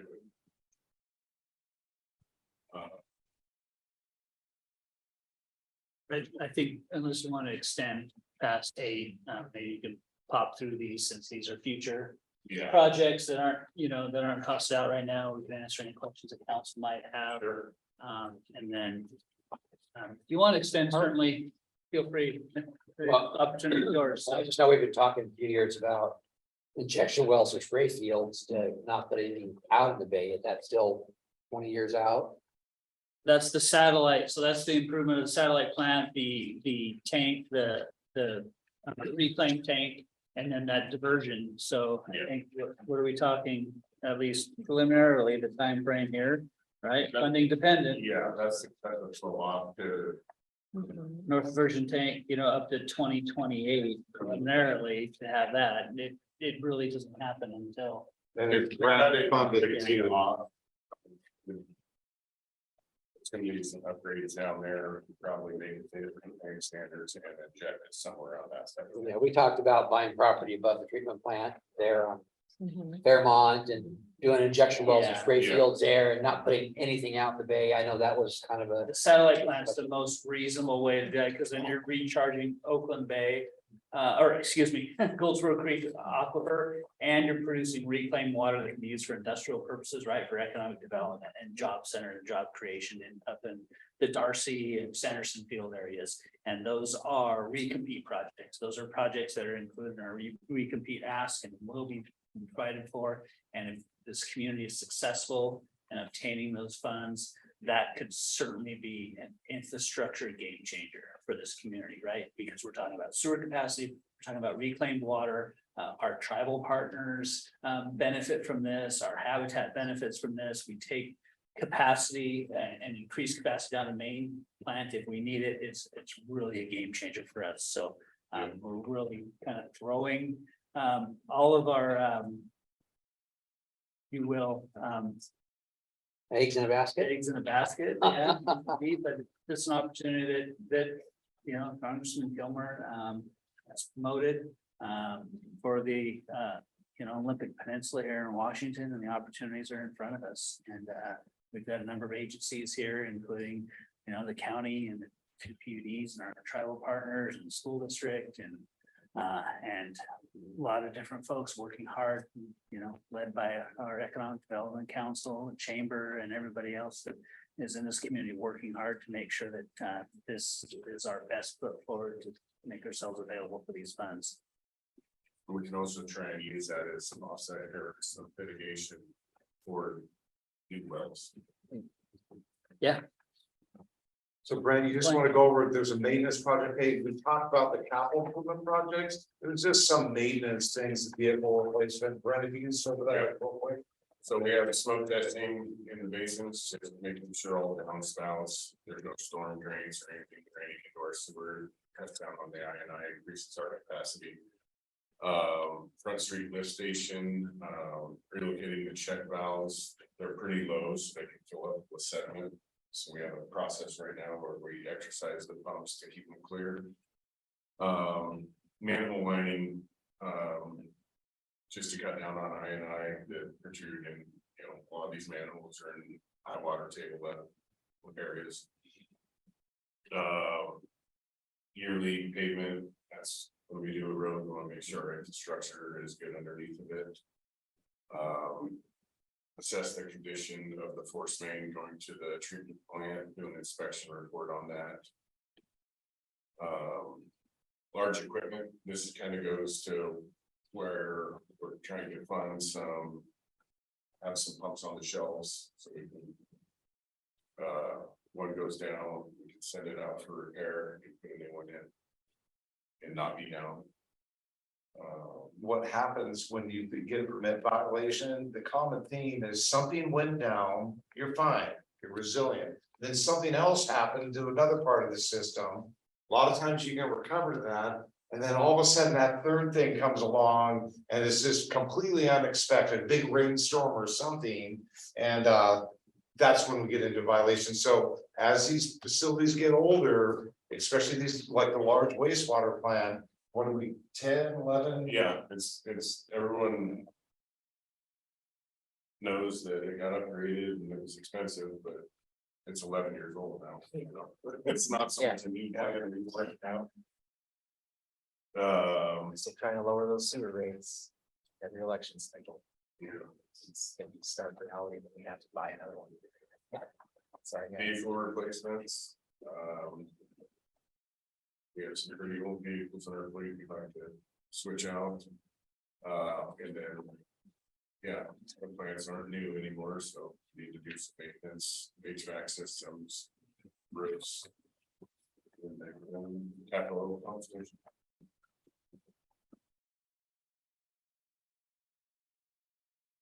Just confirm with me, so the 6-year outlook where we've got dollars programmed in there, those are funded or unfunded or under?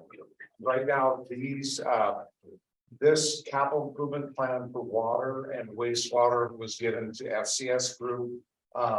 They show funding these in their rate models with some rate increases that we're gonna talk about on the 8th. So some of these big hitting numbers are a lot of grant funds, so. They're kind of.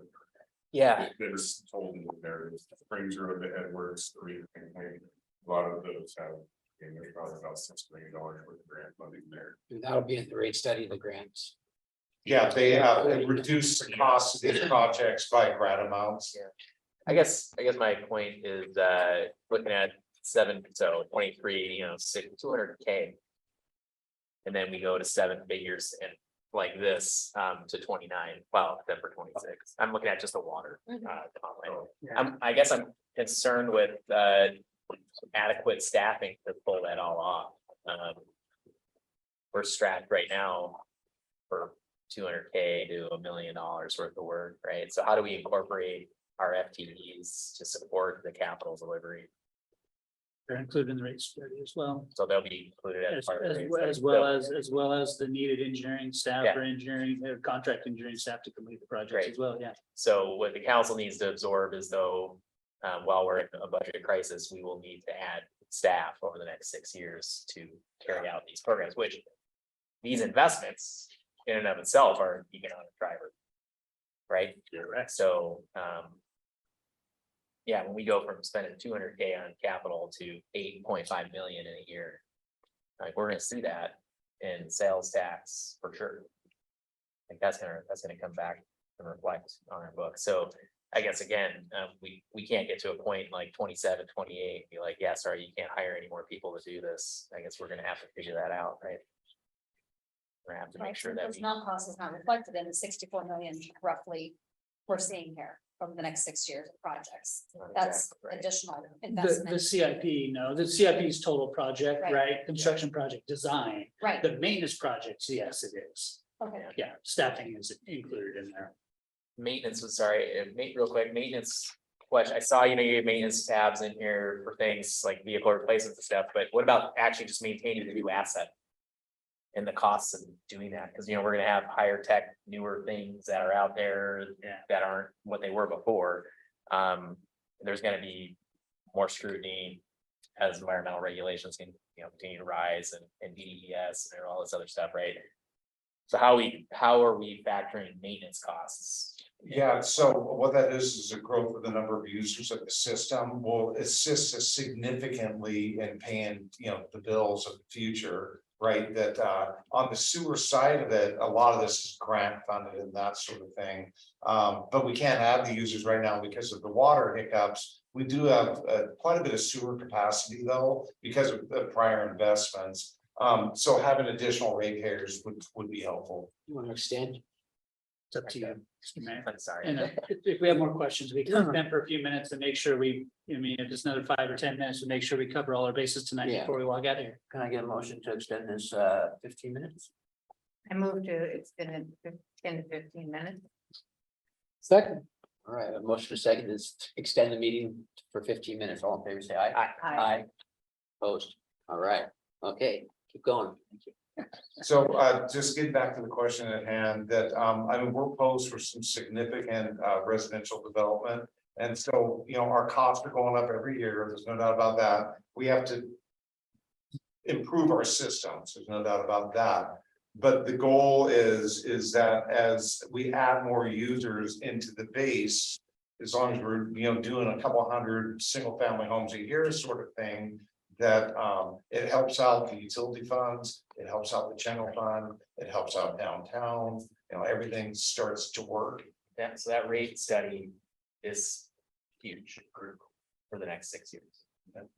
Well, for the long. It sets the stage, right? So making an arbitrary swap, cut at the rates, we just screw our capital plan. So if FCS group comes back to us and we don't like their numbers and we cut them down and say, cut it by 50%, or we don't want to be the highest, we don't want to be the lowest, let's go somewhere in the middle. We start throwing darts at it. We gotta be prepared that anything that we factored out in future years is gonna have to get recomputed. And I don't think that's something we've done before, because we've cut down your rate studies, because of the sticker shock to that. But we have not seen the impact of making that change in our capital improvement plans. We're Yeah, seeing the same. impact now Right. on our water We system. didn't know what Yeah, that would yes, equate to. yeah, We just didn't want to be expensive, Yeah, right? I think we are, We I don't know what we are think we're realizing that a bit now with our water storage capacity issues. Yeah, exactly And I right. think again, when those things are brought to us to ratify a rate or something like that. Knowing what that affects down the road. Very clearly, like you guys, because this is really easy to understand how much things are gonna cost and when they're gonna roughly hit, right? So again, if we cut rates when we do this rate study, because you know, And FCS can show what those different rates mean to the capital program and And the M maintenance. and O program. Jay has run through it with them.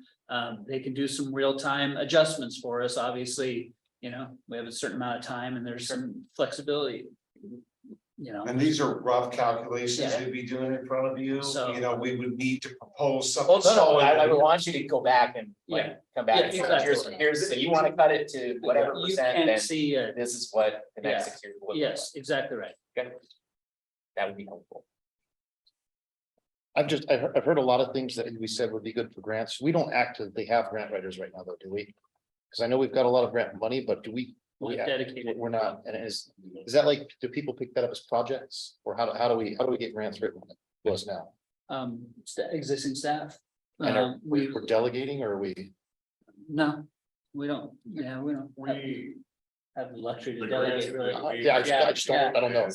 We get a heads up from DOE, DOH, our on-call engineers are aware because they're seeing stuff come through. The legislative grants that we, Legislative asks. you know, You know, obviously our, Mr. Nichols, has done good work for us over the past several years and bringing in about $11 million. The recompete project rely upon kind of the consortium, if you will, local entities, to. There's a grant writer in to- there, to seek- consulting firm. Consulting helping firm out, grant I read writer in that. there. There's ability to maybe expand upon that too. We've had Yep. some discussions to bring in somebody that might work with local entities as a grant writer, and we wouldn't bear the entire cost of that. So there's ongoing discussions there, but at this point, it's either existing staff or based on a consultant that works within that And field. that's a lot of state funds. Yeah, and then For that staff. Correct. We want to start accessing the Fed dollars. The big which are dollars. the tens of millions of- Yeah. and where am I missing those discussions? Where are we having them here, or are we? EDC, mostly. Okay. Yeah. Cool. But I mean, are we missing out on grants? Everybody wants a grant writer. Yeah. Every day I watch Every- that. yeah. And it's just, it's a level of preparedness that we have to have. We have to have projects ready to go. We have to fund projects and design. We have to get them done too. We gotta be able to get them done. We gotta have the staff. And, yeah. We gotta be Aaron. prepared. If a project, Fed grant, 750K or more, we have to be prepared for a single audit and pay for Correct, those single costs. audit. And you gotta manage the funds appropriately. So there's a lot of little things that'll get you. But yeah, Fed Economic Development Administration grants flying through for everything. Okay. Like infrastructure programs on down, and we just need to reach out.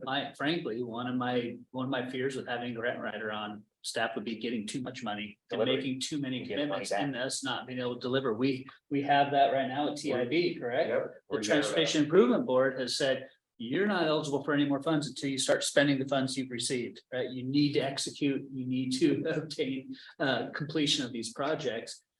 So A lot of general fund positions, is what I hear on some of that stuff, right? Yeah, but they're within the engineering fund, within the general fund, which are funded through rate transfers, right? But they're back office type positions Yeah. that. Yeah. You know, is that correct? It's not lost on us, right? We think that's very important. We think it's very important to make these strategic infrastructure improvements. Because as we've talked about a lot here today, the growth is necessary, economic development is necessary to buoy the city and for the city to prosper. And it is paramount to us that we are proactive in that today. Because we will continue to suffer from that if we are not. I'll get to you, because I've just been asked that by Great. people about grants, why aren't you going for these? Okay. You know how to answer them. We can do a better job of providing you that information, so I've never asked either, so. Yeah. No, that's fine. Yeah. And some of the stuff requires, an economic development strategy. That is approved by an economic development district, which we don't have. We're in the process of establishing that. Baltimore County, I'll hit you offline more about it too. Yeah. I can. It's a lot of. I feel like it's something to start bringing up. Absolutely. When How other much people. do we have in our the transportation benefit district fund? How much money do we have? 1.6 million, I gave that report about a month ago, Okay. 2 days ago. Why are we not using some of that money? No, that's TBD. We're picking the TIB funding Right. that's what you're Transportation saying. Improvement Board Yeah, versus transportation improvement. CIP, TIP, excuse me.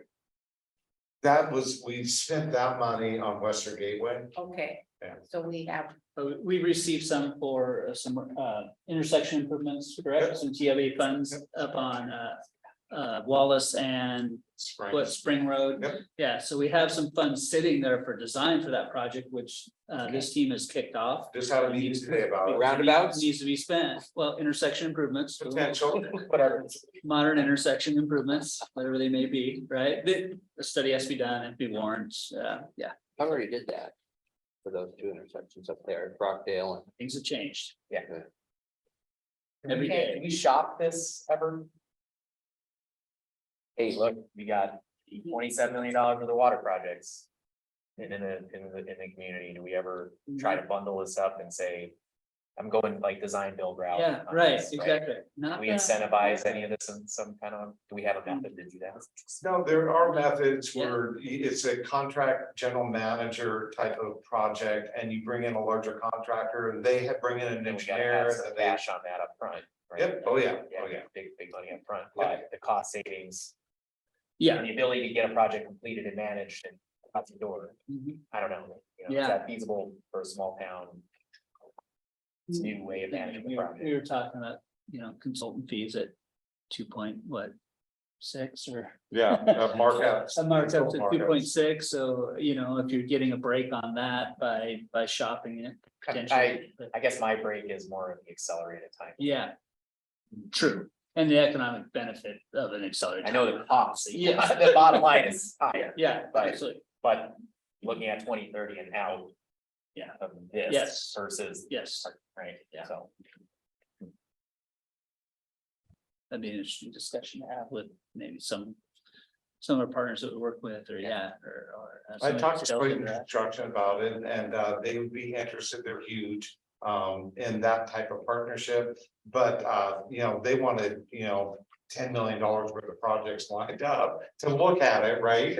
And so it needs to be, to attract a high quality company, it needs to be a 10 to $20 million total package. Project, and you need that money there, right? Scaling FTEs to build out 10 to 20 million over 10 years or 6 years versus, Yeah, I don't know, I'm just throwing things Yeah, at the wall. yeah. at this point, but well, and certainly if the recompete Yeah. funds start becoming a reality, that might be a broad, more specific conversation.